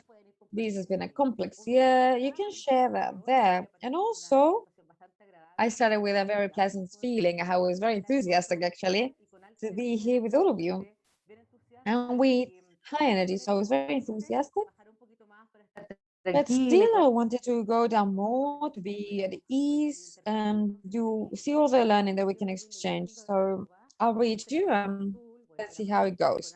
Una sensación agradable, hartos amarillo parece, con alta expectativa. We had a lot of yellows, some blues, a lot of yellow. There was a lot of enthusiasm when starting today and start with this experience. But I also see that with blue. Con una energía más baja. So we're tired, we're exhausted. It has been a complex year and a half for everyone. Now I'm gonna ask the same question, but as of now, I would like to know right now, how are you in the Chayanne scale? Do we all know Chayanne? We love him, right? How are you on the Chayanne scale? And if we can identify with the Chayanne of right now, after this almost hour and a half of being together, after breakfast, after starting in a way, as it was said before, I am a 6. I'm just happy to hear all this research, all of this. How are we building all of this? And this seems fantastic. And there are 7, they're impeccable. We pay attention, and some are in full. We pay attention, maybe noticing what's happening. And okay, there's a lot of numbers. Emotions vary throughout the day and through the same period of time. And what's important is that we can be aware of how do we feel? What does this generate at a body feeling? So we can identify what causes this. And so we can intend and avoid certain actions that are lead us to pleasant emotions. So maybe if I got up on blue, I'll just see that it will allow me to feel better, and maybe I can be more oriented to the task, my objectives, my community, and so on. And I wanted to start with this simple exercise of emotional awareness and self-awareness.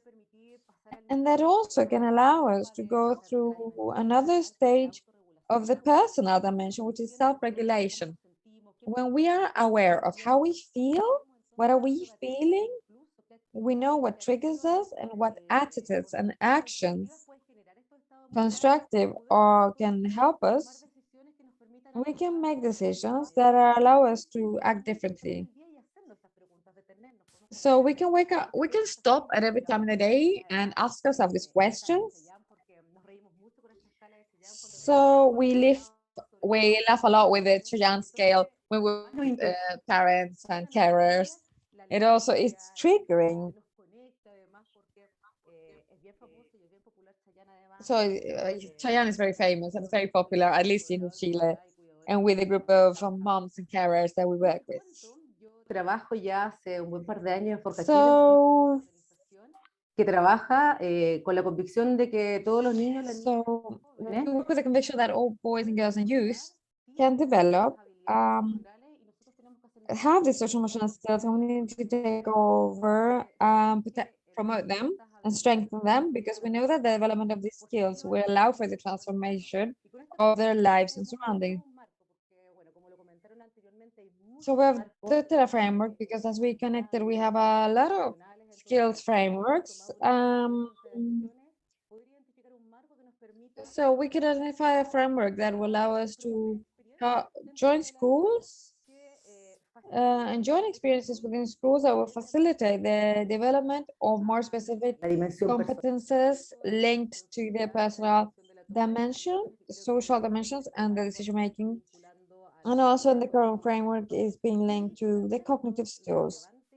And knowing how relevant social emotional learning is and the development of specific skills linked to all of these directions, and also that is key that the community we work with can identify and value what are the most relevant ones for their educational project, relevant also in the voice of boys, girls, and youth, civilizing this to the decision of education that allows to release their own life projects And we know this is a process that needs to be transactional.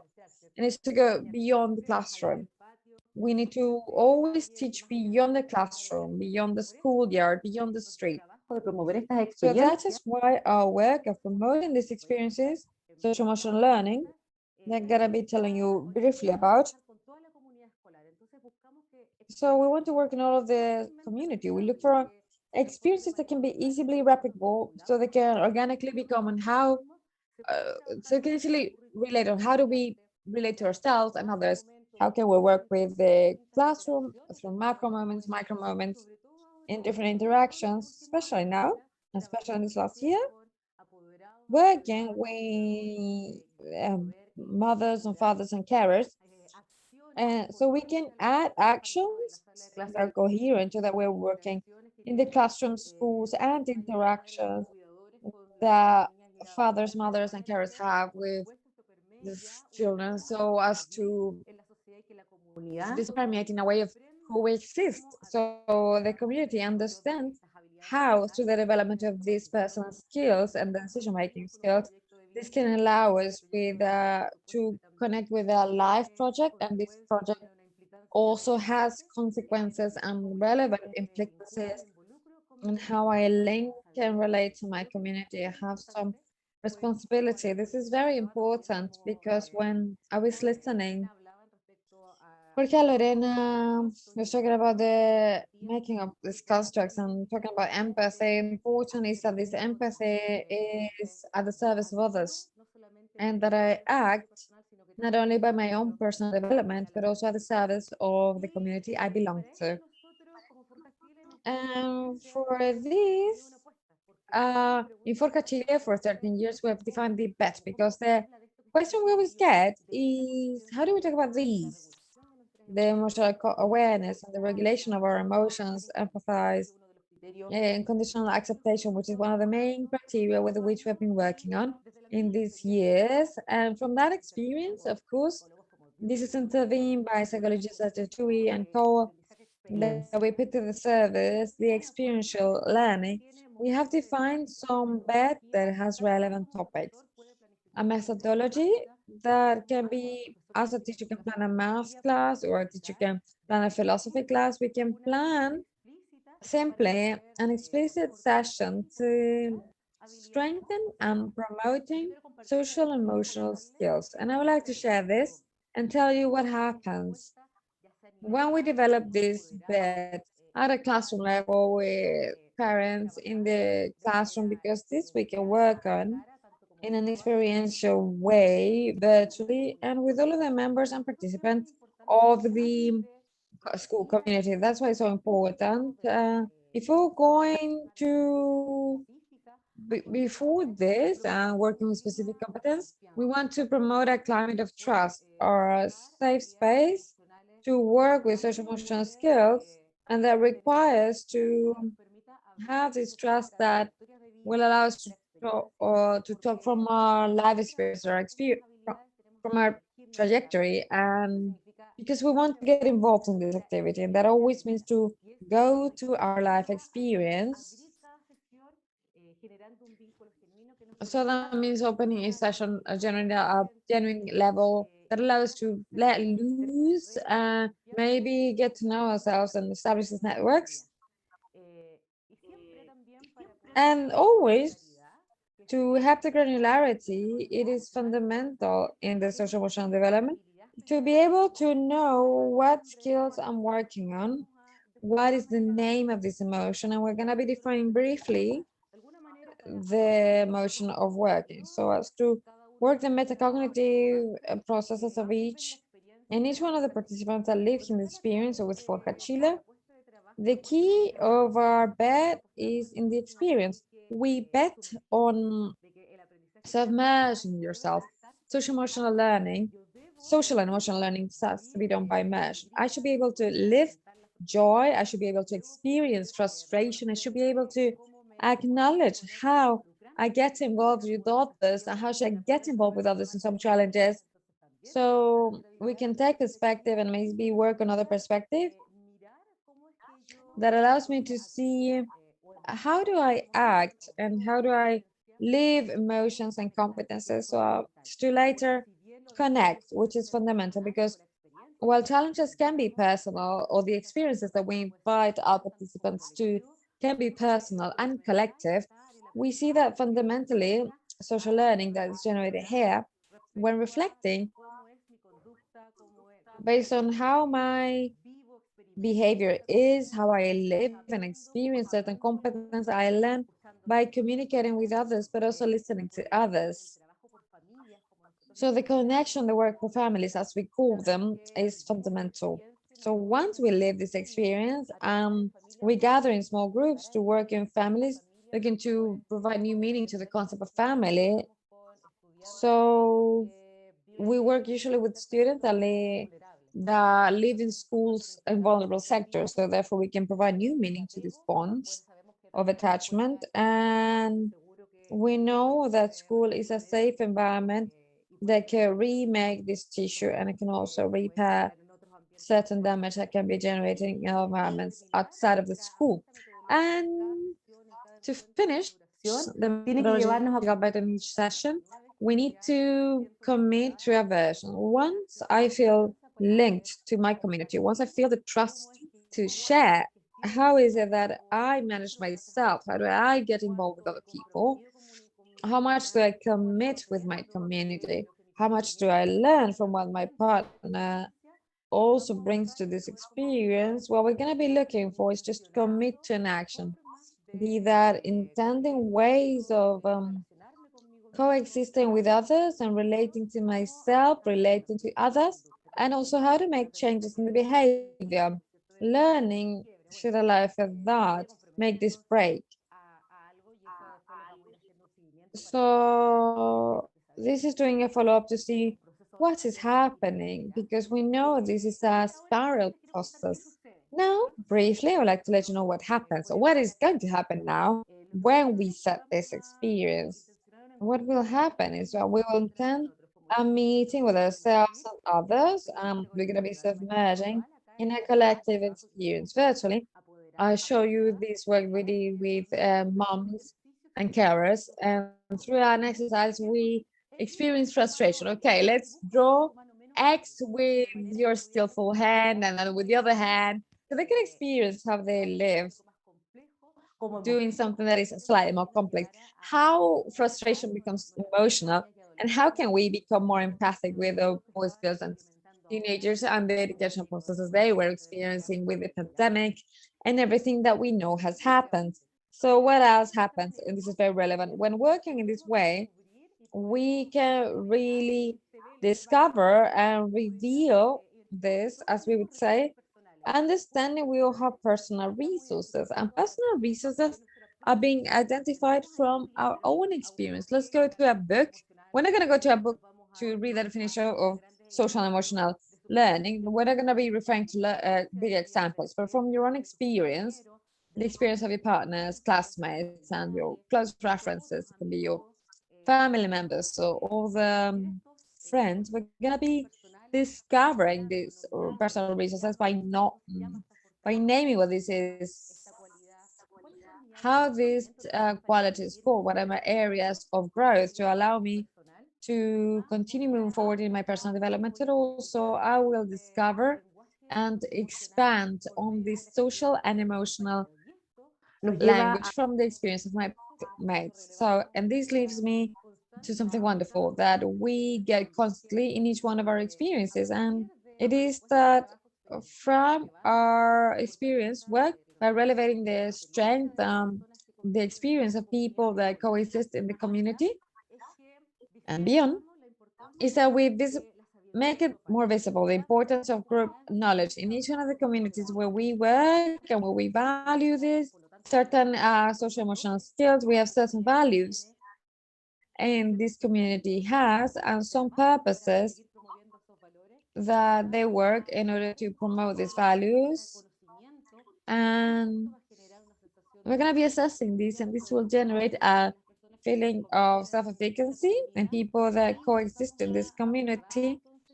And we're going to be relevating how this community is the first contention line, because we're talking about well-being, how from the resources ya need to see subrayar and discover, and that we highlight, because we have been revealing them, how are we going to be accompanying us, and we have discovered that certain this knowledge that can be seen in these results of the social emotional skills, and how much perseverance we have in the communities where we work, how much of empathy is just about looking at the more vulnerable context.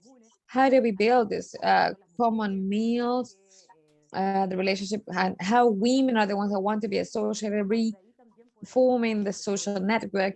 And we can learn from that, from the same example. We can learn from that, and that also repairs. What do I mean? A key idea is that it's important to promote this self-awareness, to strengthen these social emotional competences, but also reveal them to the same life trajectory of people that coexist in the communities and from all of the people, because our main focus are boys, girls, and youth. And we, as FORCAS Chile, we work at the service of students, and we need to work with everyone who has some type of forming bond, and that is everyone. Everyone has a type of bond with students in each place or each space beyond the classroom, and these will allow us to strengthen the bonds between the communities and also relevate the social emotional knowledge from the experience that this community has. And speaking from well-being, and the society where I live will allow us to repair. And this is fundamental to talk about the reparation, because while we focus on therapy, we know that strengthening our own strengths and feeling part of a community, so I want to commit in a purpose and a community goal. So this will allow us to increase the satisfaction levels, or the subjective well-being levels. And I'd like to say two things. There, many times as teachers, we believe it's complex to work on social and emotional skills, and this implies to there by doing the professional work ourselves. And we always say how important it is to be an expert in ourselves, make our own personal work, and form ourselves. So university, the state, the civil society has a responsibility, and we see how this responsibility is being carried out with what has been done by UNESCO, MIDOC, UNICEF,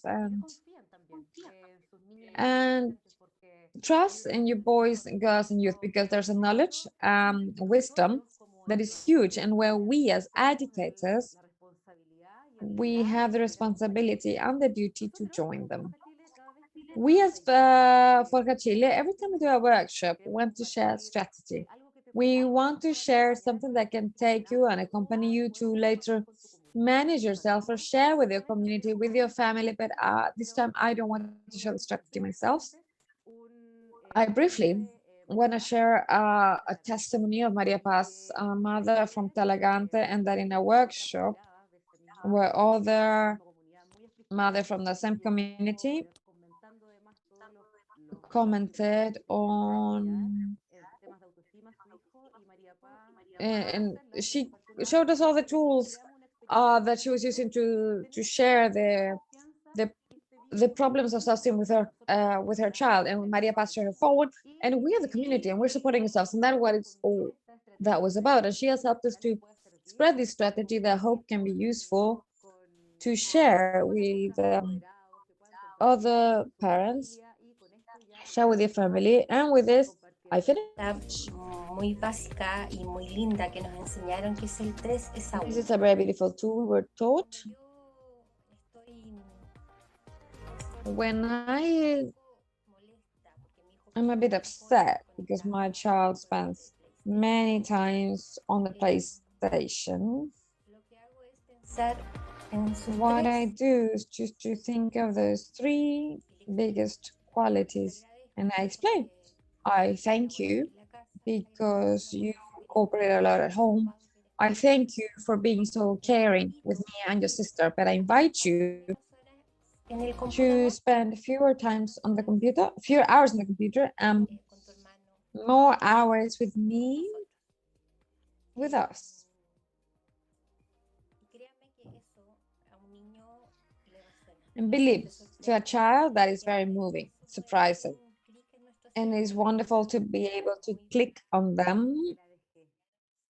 Sorry. With that, I would like to thank you, and I hope you can share more experiences. Gracias, Ángela, no te preocupes. Muy valiosa también escuchar de las voces de quienes Thank you very participan. much. Don't worry, it was very valuable to listen to the voices of those who participate here. Before we continue, I'd like to give the pass to Jose Fernando. Go ahead. I know we were very pressed for time. I asked you for a bit more discipline. I know it's hard when we have some narrowed down time, Atención. but I Adelante, really José. thank you for the cooperation. Don't worry, I understand. I'll try to not take as long. I'm gonna talk about the program of Colombia, and for that, well, in the country since 2003, not only because the program was registered in these policies in these guidelines, because we have been participating in the making of several of them. In 2003, Colombia set up the national standard of citizenship competences directed by a group of a number of people, made by members of the academia, teacher, mothers and fathers, and the coordination of this group was at the head of Enrique Chavez from the University of Los Andes, that you can see, and he's the creator of Aulas en Paz. I participated in that group. And this, in a way, showed the way where Colombia started working in the development of social emotional skills from a focus of citizen focus, and we've been divided with participation and responsibility, and they distinguish between types of competences: cognitive, emotional, communicational, and integrative, mentioning explicitly competences that we now call social and emotional, such as regulation, identification of emotion, empathy, and assertive communication, skills related to the making of harmonic relationships, and also the tests. The standards were accompanied by the making of national tests that were implemented in several locations. In fact, this year we will be taking the census again of social competences, and we're going to have a specific test of social emotional skills that is developed by our Institute of Assessment. And we have participated also in international tests such as ITSA in 2009 and 2016, international study of citizenship, and from there we participated directly in the making of the Latin American module with multiple colleagues in the region. Some of the questions we have been developing from Colombia to measure aggression and empathy were included in the Latin American. And more recently, the OECD skills and ERSA. More recently, in Colombia, we have the law of school coexistence and the peace lecture. This is about how to manage the different aspects that could attempt against school environment, discriminated between different types of situations. Situations type 1, mismanaged conflicts; type 2, school intimidation; and 3, which have to do with criminal actions. What's important here is to see how is there a coherence, and this law asks tools to promote social emotional development of students, not only to manage the situations, but also to prevent them and promote from the implementation of programs based on the development of these skills. And we have the peace lecture in a country in Colombia, where education is very decentralized. We have didactical sequences that are at the service of the community and that anyone can find if they look online, and it has a focus of social emotional development in primary school. So in this context, we have classrooms in peace in 2005, precisely to close the gap between the policy and the reality after making the standards of citizenship competences. We realized that teachers were receiving them very well, because these topics usually are part of what schools want to achieve. But we were missing tools. We were missing how to land this down. And that is why we created this from Chavez Universidad de Los Andes, the program of peaceful classrooms that wants to promote development of social emotional skills. that show they can break the cycle of violence. And what we saw that in Colombia, context violence and political violence and communitary violence has a tendency to reproduce in school because children don't have the necessary skills to break this cycle, such as empathy, communication skills, emotional regulation skills, and we chose conflict management and the prevention of bullying as a central axis of the program. And what we did was to produce pedagogical tools for development of competences. Many times the programs come to the awareness of teachers what they should be doing. We develop activities of the classroom in more than 1,000 pages of our curricula that gives teachers a concrete activities to develop these competences with boys, girls, and youth. And we have many characters for the small children, which is Tuga la Tortuga, which is a character that gives students tools to deal with their emotions. And when the turtle is angry, it gets into a shell and does things to calm down. We have assertive communication tools, conflict management tools, and we have tools for acting in situations of bullying and defend those who have been victims. And what we do is to train accompany teachers to use this material. And what we learn quickly is that the materials imply a pedagogical change that is very important. And that has to do with what has been mentioned at our panel member, and it's a personal transformation. We cannot work with students in the development of social emotional competences that we ourselves don't have. We cannot talk with our students about emotional regulation, and what they see in us is that we're always unregulated and active impulsively. So the teacher training has been centered on the development of their own competences of teachers and the development of their pedagogical competences to use the material, and an aspect that is very important, which is the creation of learning environments that are good for the development of these competences, where the management of power and the management of the discipline is fundamental. We have a focus on primary and secondary development activities for all boys and girls, and some specifically developed for those that have greater levels of aggression. Work with families that what it pretends to line up what happens in school with what happens with mothers and fathers and carers. And we also have 3 rigorous assessments that show the impact in the reduction of school aggressions and the promotion of these competences. And here, in these 17 years of existence, we have been working in Colombia, and we have come to more than 500 schools. We have some work in Mexico, more specifically Monterrey. In Chile, we've been in Valparaiso, and we work with the World Bank and the Ministry of Education of Peru in the development of the national curricula for this country, which you can find in the World Bank page. It's called Paso a Paso, and has transition activities until 11 of them to the development of this activity. Thank you very much. I believe I ran out of time. I'm so sorry. Disciplina, José Fernando, por supuesto. With that level of discipline, José Fernando, by all means, you were Muchísimo fine. también. Thank you very much. Para finalizar, pero no menos importante, y eso And siempre last pasa but porque not least, los seminarios web se extienden y eso genera que, por supuesto, Well, algunas seminars usually go over time, and that means that some people are always at the end of the session. Isabela Mate it's going to talk about Planet Argentina, a relevant experience to be shared in the region. Good morning, everyone. Thank you very much to the organizing team for allowing me to have the opportunity of participating in this meeting, and at the same time to share this experience that we have been doing from the Minister of Education from the Tucumán province, together with a sustained cooperation with UNICEF. I want to refer to the fact that we're working on this challenging and novel concept. That's also very inspiring. The main challenge is to generate political proposals that look to reverse situations of inequality, and also at the same time promote and imagine what our youth needs now.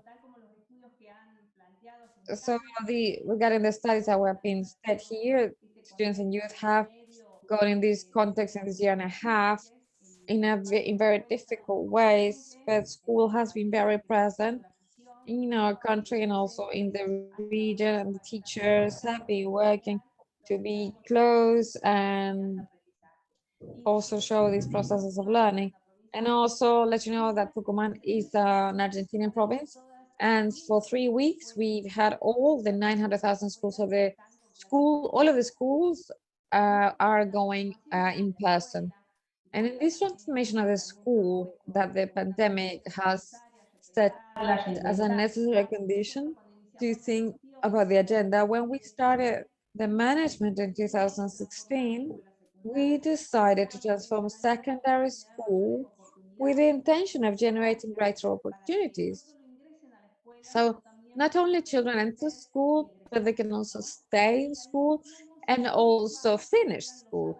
And with a concern about what were the knowledge and the interpretive capacities that the youth were owning when working in this, in order to understand the world they had to live in, or the world they had to walk on. We knew this was a big challenge. We knew we needed to transform very consolidated models in these provinces, and therefore we go to the initiatives that we're thinking at a national and international level. For us and for our province, UNICEF has been a very important ally to progress in these innovative proposals of high school. We've moved forward with different lines, and this was key for our teachers and accompanying the directive teams, as well as a sustained cooperation in each one of the decisive points where we needed to implement this innovative model, such as the Planea model. The Planea model, a new school for teenage, has a proposal by UNICEF, as well as all the other proposals that accompany this project, has as a purpose to improve the learning conditions, teaching, and also promote better well-being conditions both for students as well as teachers. Planea set at the center of intervention, generating innovative experiences to the person who is working with the school. Those are going to be inhabiting the school and the secondary school and their subjectiveness. And the interest is just to take into account the particular problems of students and their singular concerns and the multiple interests they go through in this stage of life. And we put at the center the agenda of work and coordinating schools, and everything has to do with the problems of students. In our province and in the country, we have topics that work and are part of the margin of the proposals that we have, that has to do with comprehensive sexual education, gender perspective, environmental education, critical ownership of information, communication, ways of participation, among others. And these are topics that concern our youth, and are the agendas that the youth bring to school, and that traditionally, as we were saying, these topics grow through the margins of the curricular proposals or are not fully addressed by institutions. In the Planea proposals, together with the working methodology, these topics were key, crucial, and they were taking a lot of the time in which the students were working in the classroom. The distinctive note of the proposal of Planea has to do with the fact that we teach in the classroom from the focus based on problems in projects that have as a substantial core problems that are real cognitive challenges. Students are mind players, and they develop the capacities for the contemporary world, the problem resolution, the making of hypotheses, collaborative work, creativity, language, and the difference of words, among other capacities. These capacities position students in an active role, and they promote the development of social emotional skills for life.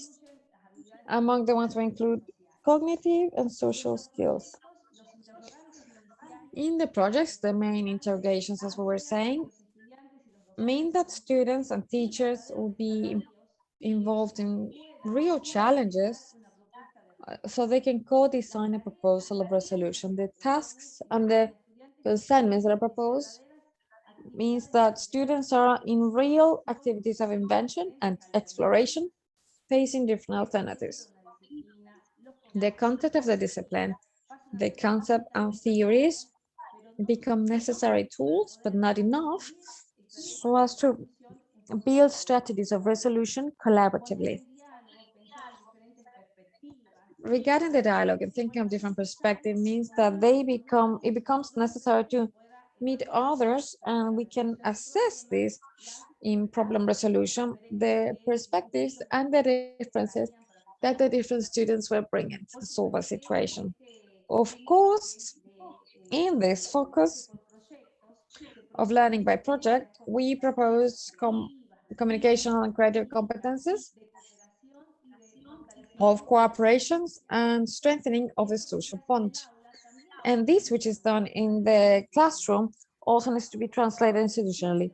The work by project demands a creative co-production and meetings obtained within the collective of teachers and the management team, which of course allows us to rethink of the spaces and time to sustain this type of technology. I remember at this time, one of the topics that was being said by the projects that are also accompanied by a material or that is edited and designed by a group of UNICEF specialists in math, for instance, a question that they needed to get between students was how to remove the artists that we have within. These were really questions that had to do with thinking from different perspectives of a situation. The experiences showed that it is not possible to work in the school if we don't have a collaborative condition of us stakeholders. It is impossible to think of high school now if we don't integrate knowledge and we don't learn by projects. General capacities that are expected for students to learn are framed in the development of transferable skills in dimensions such as cognitive dimensions that has to do with learning to know, develop these through creativity, critical thinking, instrumental, learn how to do, and activities for employability, such as cooperation, negotiation, and decision making. Individual, learn how to do, personal and social skills, such as the management of the selves, the resiliency, communication, and social skills that have to do with producing and learning how to live together.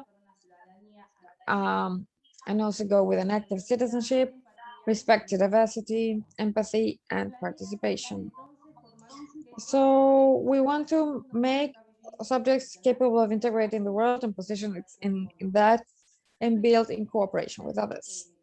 Facing this, and to be coherent with the process defined, done by students, so the assessment is continuous and makes a crucial point in this project. It's thought as a comprehensive perspective that is formative, of course, is a part of the process of learning, and we insist very much on the self-assessment, metacognition processes, as well as group assessments when working on the projects in cooperation. And also the assessments are very good in this sense. And we want to generate some feedback with relevant information that will enable progressively new developments to get to the difficulties of the learning processes of students. Thus, at an institutional level, assessment demands for the integration of different points of view, and it's indispensable to have this function, the function in the Council of Assessment that works at a school level. I also like to highlight the experience of Planea and the conditions of well-being. We understand this as a vital space where students and youth are groups and spaces of sociability to relieve community and also for the common good. The exchanges with others are fundamental, and we have reflective spaces of awareness and expression, providing a space for personal development that stimulate reflection. I would like to highlight the formative value and the importance this has for boys and girls, that they will have a role in the learning process throughout all of these activities.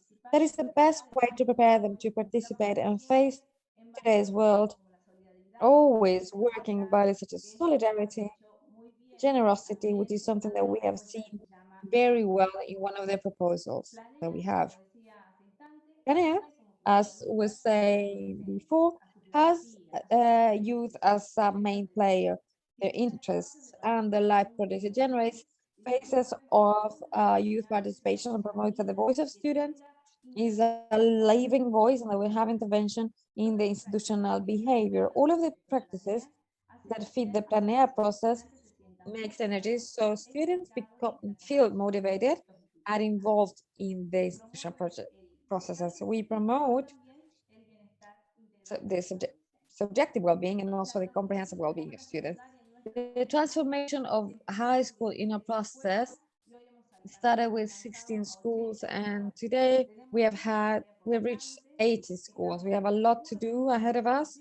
We are sure that we're going to be complying with this challenge of transforming secondary education because we have the political decision of a minister, and therefore it will be suitable to carry forth everything to continue expanding this experience. So thank you very much. Muchísimas gracias, Isabel. Te agradezco por esa Thank you very much, Isabel. Thank you for that intervention. And also I'd like to thank all the 3 panel members that joined us in this session. So as we know, we're a bit over time as we have designated for the web seminar, but we wanted to at the very least do a question to panel members.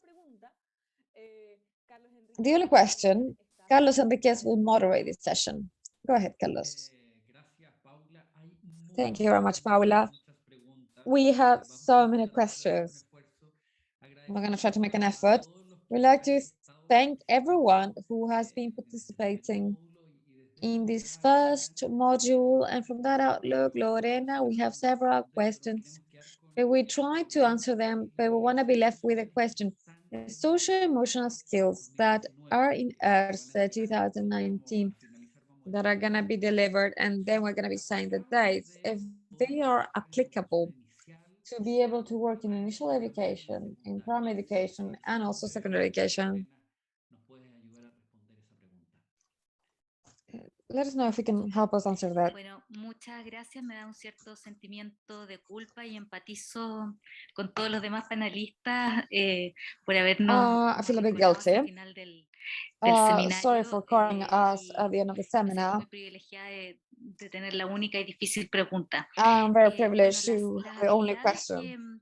que fueron seleccionadas para ser evaluadas en el tercer, como decía, uno de los criterios que So se there's consideró en esta one selección of the fue criteria que that we fueran selected in habilidades this. que de algún modo los currículos con más So o these are menor skills that in a way intensidad the curricula with estuvieran more or less intencionando intensity a través should de be sus intended objetivos through transversales the o más intersectional presentes en objectives algunas asignaturas, en algunos casos como or historia, more present in some educación civil. subjects such as history or civic education. Y creo que And a pesar de la I complejidad, believe that hemos visto despite a the través de la experiencia complexity, que se han compartido we have seen in the experience that we've diversas shared estrategias para diverse potenciar el desarrollo de estas strategies to habilidades y promote que the estoy development of completamente these de acuerdo skills. que una dimensión And I muy totally importante de atender agree el with propio this desarrollo is a de very los important docentes dimension to cater porque son the development dimensiones of teachers complejas because these are de complex desarrollar, no se pueden dimensions desarrollar to be developed. We pasivamente. cannot just El develop them modelo in the discourse. es muy The importante model en is estas very dimensiones. important in these dimensions. Pero dicho eso, son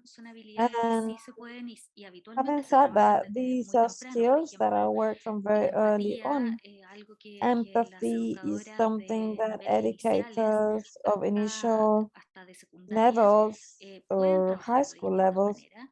can work Hay differently. distintas estrategias para ello. We have different strategies Lo for that. mismo, la aceptación de la diversidad Same for acceptance of y diversity empatizar de algún modo con quienes piensan creating distinto, empathy tienen of distintas those who think religiones, differently tradiciones, and have different costumbres, religion etcétera. Eso es as algo que en la customs, educación, por ejemplo, etc. intercultural se aborda y hay también estrategias para hacerlo. So this Entonces, is a strategy bueno, to show dicho en this. síntesis, sí sí Having son some habilidades que son this, trabajables, these are aún skills that can así be es muy worked on, importante reconocer even que though la it's very escuela es una important to parte acknowledge that de ese desarrollo, school is a que part of la the development, cultura, and las that relaciones culture tempranas que han tenido los and niños early o relationships that children habituales have en sus had, familias, con sus amigos, or the eh, relationships in their cómo se families and caracterizan esas friends, relaciones como son, how do we characterize es these parte de lo relationships, que how are ellos they, van incorporando this is part of consciente o what they're going to be inconscientemente. adding, Entonces, whether they de know algún modo that la or escuela not. So in a interactúa con way, todo eso y por eso school hemos interacts insistido con with all of Jorge that. en And that is que why we have insisted hablar with de Jorge resultados on talking of y, results y adjudicar una responsabilidad and cesantemente allocate escuela en el some desarrollo de estas responsibility habilidades to school in the development of the puede ser schools. aún temprano para hacerlo, So pero this no can por be ello very early to do desanimarnos, so, porque efectivamente la escuela sí puede hacer una diferencia y un espacio because school para can make a aprender a difference, relacionarse and it con is a otros y space to learn to relate to aprender a others perseverar en and la tarea, yourself, por ejemplo, learn to etcétera. be more perseverant, Entonces, to sí, la persevere, respuesta etc. breve es sí. So yes, briefly, Muchas yes. gracias, Lorena. Paula, voy Thank a you very leer much, algunos de ellos Lorena. para que Paula, puedan I'll ir read the moderando questions so los you can siguientes moderate them al resto on the de los times panelistas. Muchas gracias, Lorena. to the rest of the panel members. Thank you very much, Lorena. Paulina, I'll read them all. si este marco regional, Paulina, this regional framework that ERSA is contributing with, do we have any space in the Latin American curricula in the different countries to work on that? If you can talk on that, we can just see a question. Vincenzo, how do we articulate these transferable skills? Proposals with the country's curricula. What should happen? So this takes place in the classroom. Ángela de Forja, briefly, and if in 1 minute you can try to maybe there and this that happening, and what is key in this proposal that you would be suggesting to teachers?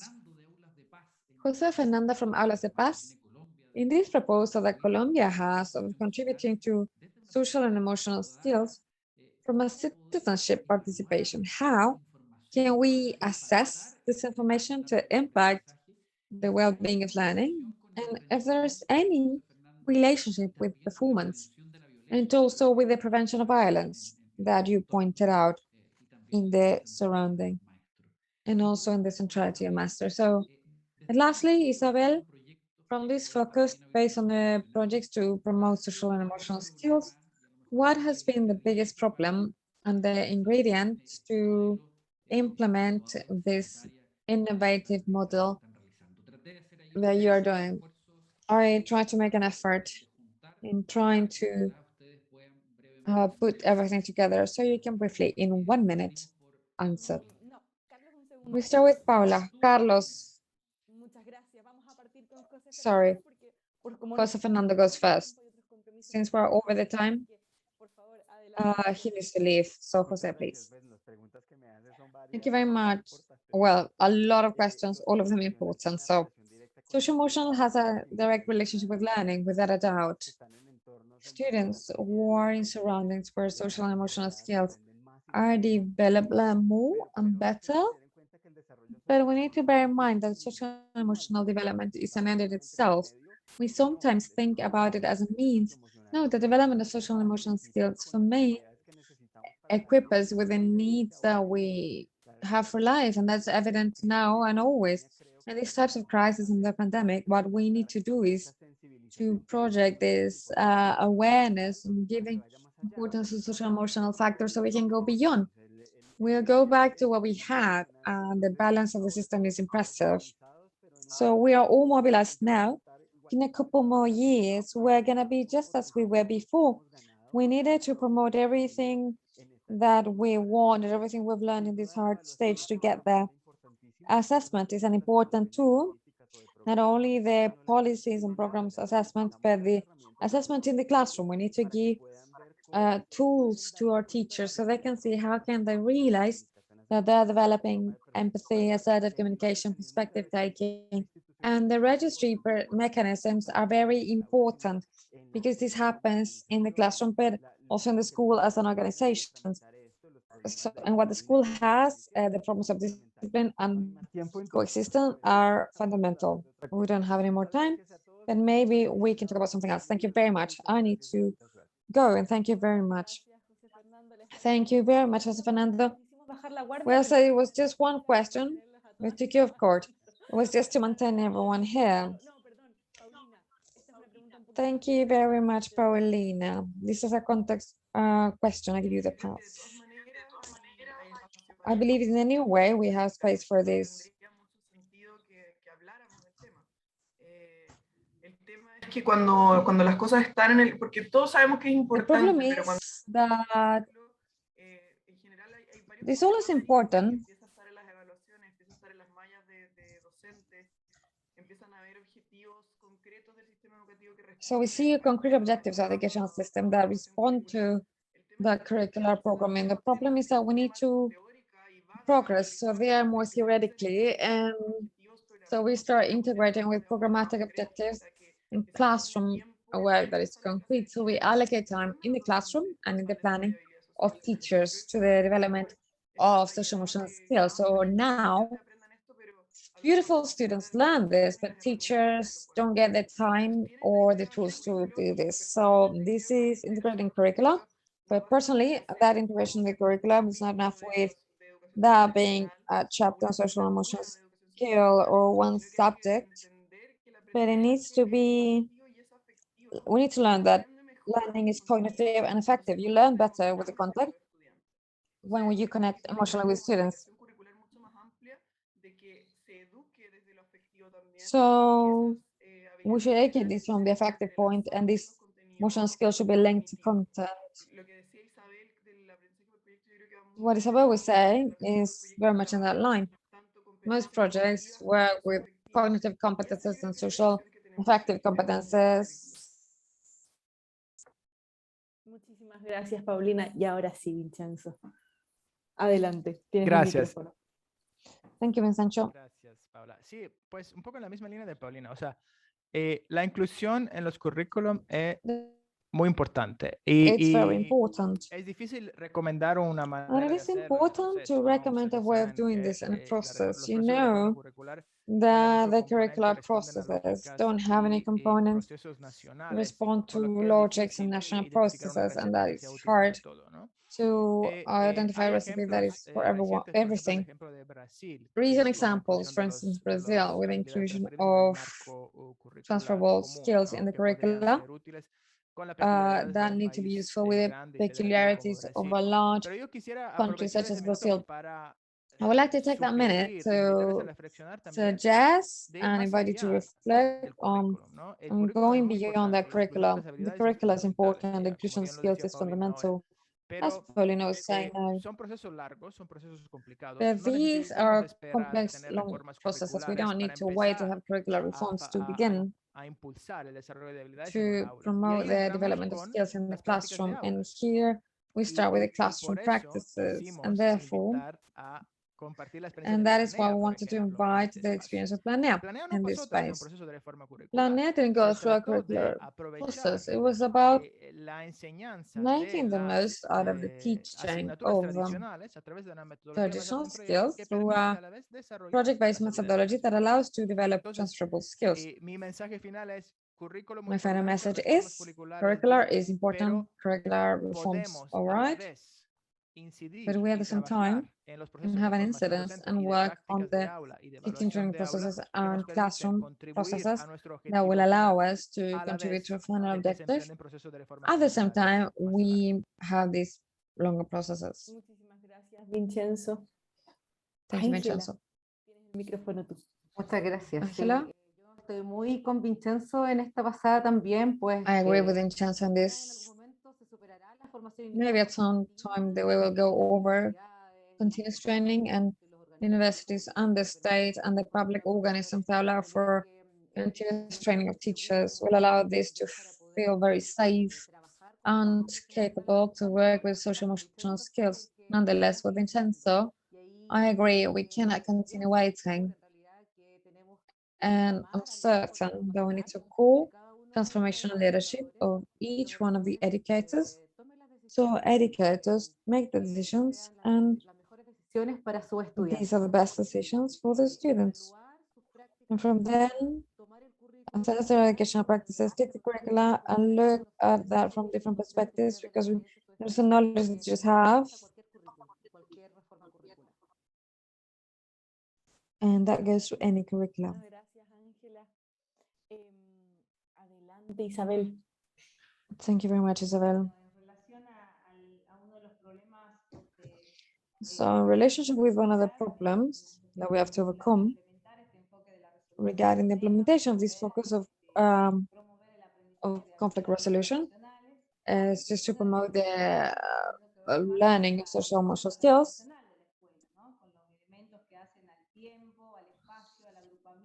So this is done for time, space, and grouping. And we, as Vincenzo was saying at that time, we did a curricular reform. We didn't experience a transformation from the educational system. We went to see practices of learning, and once when we talk about the initiative part, is thinking about the teaching sessions, think about more hours and finding spaces of meeting with different teachers. On the other side, once we can conquer these spaces for exchange among teachers and students, what would happen later is that teachers would have as a way of working, you need to accompany this closely to change the traditional focus by the problem solution focus. These were the hardest problems to face. And we're very much accompanied by the sub-specialists and the type of advisors. And it's worth highlighting the work that we do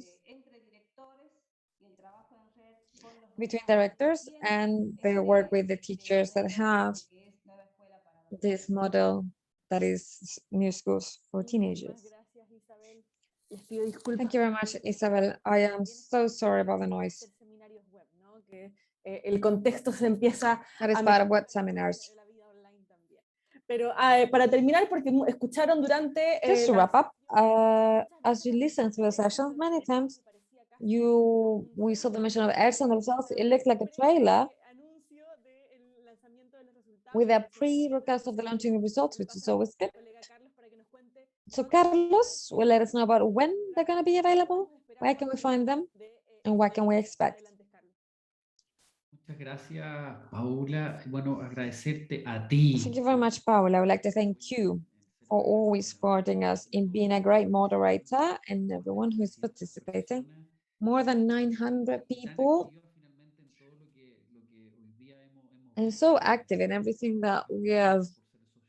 Thank you, UNICEF, for being a partner, and also the 18 countries that make the laboratory. Briefly, we would like to say that all of this material is available. The links will be available for the presentation. For the material, the panel members did. And here we have just a vision of the material and now at the laboratory with the 18 countries in Latin America and the Caribbean. It's available for you. And this skill framework wants to contribute to this conversation of how do we go to a non-prescriptive framework, as Vincenzo was saying, that as a region is capable of directing an agenda in the social-emotional skill, not only in the traditional subjects, but also this is an agenda defined together by YESE with the 2030 agenda. Second, just point out, these are third and second grade in ERSA, reading, math, science in the sixth grade, writing in third, context questionnaires, and we'd like to invite you to these full launches that we're going to be doing on the 21st of October, Thursday. The launching of the assessment that has to do with the math subjects, reading and science, and the key results of the assessment on Thursday, October 21st, and that has to do with associated factors. Tuesday, 30th of November, and in this webinar, the many have contributed with, and yourselves as well, to this be a topic from cognitive and affective learning, as that we need to have a a connection, and as we were pointed out, social emotional skills are an end in themselves. This new module will be launching the results Thursday, 16th of December for everyone.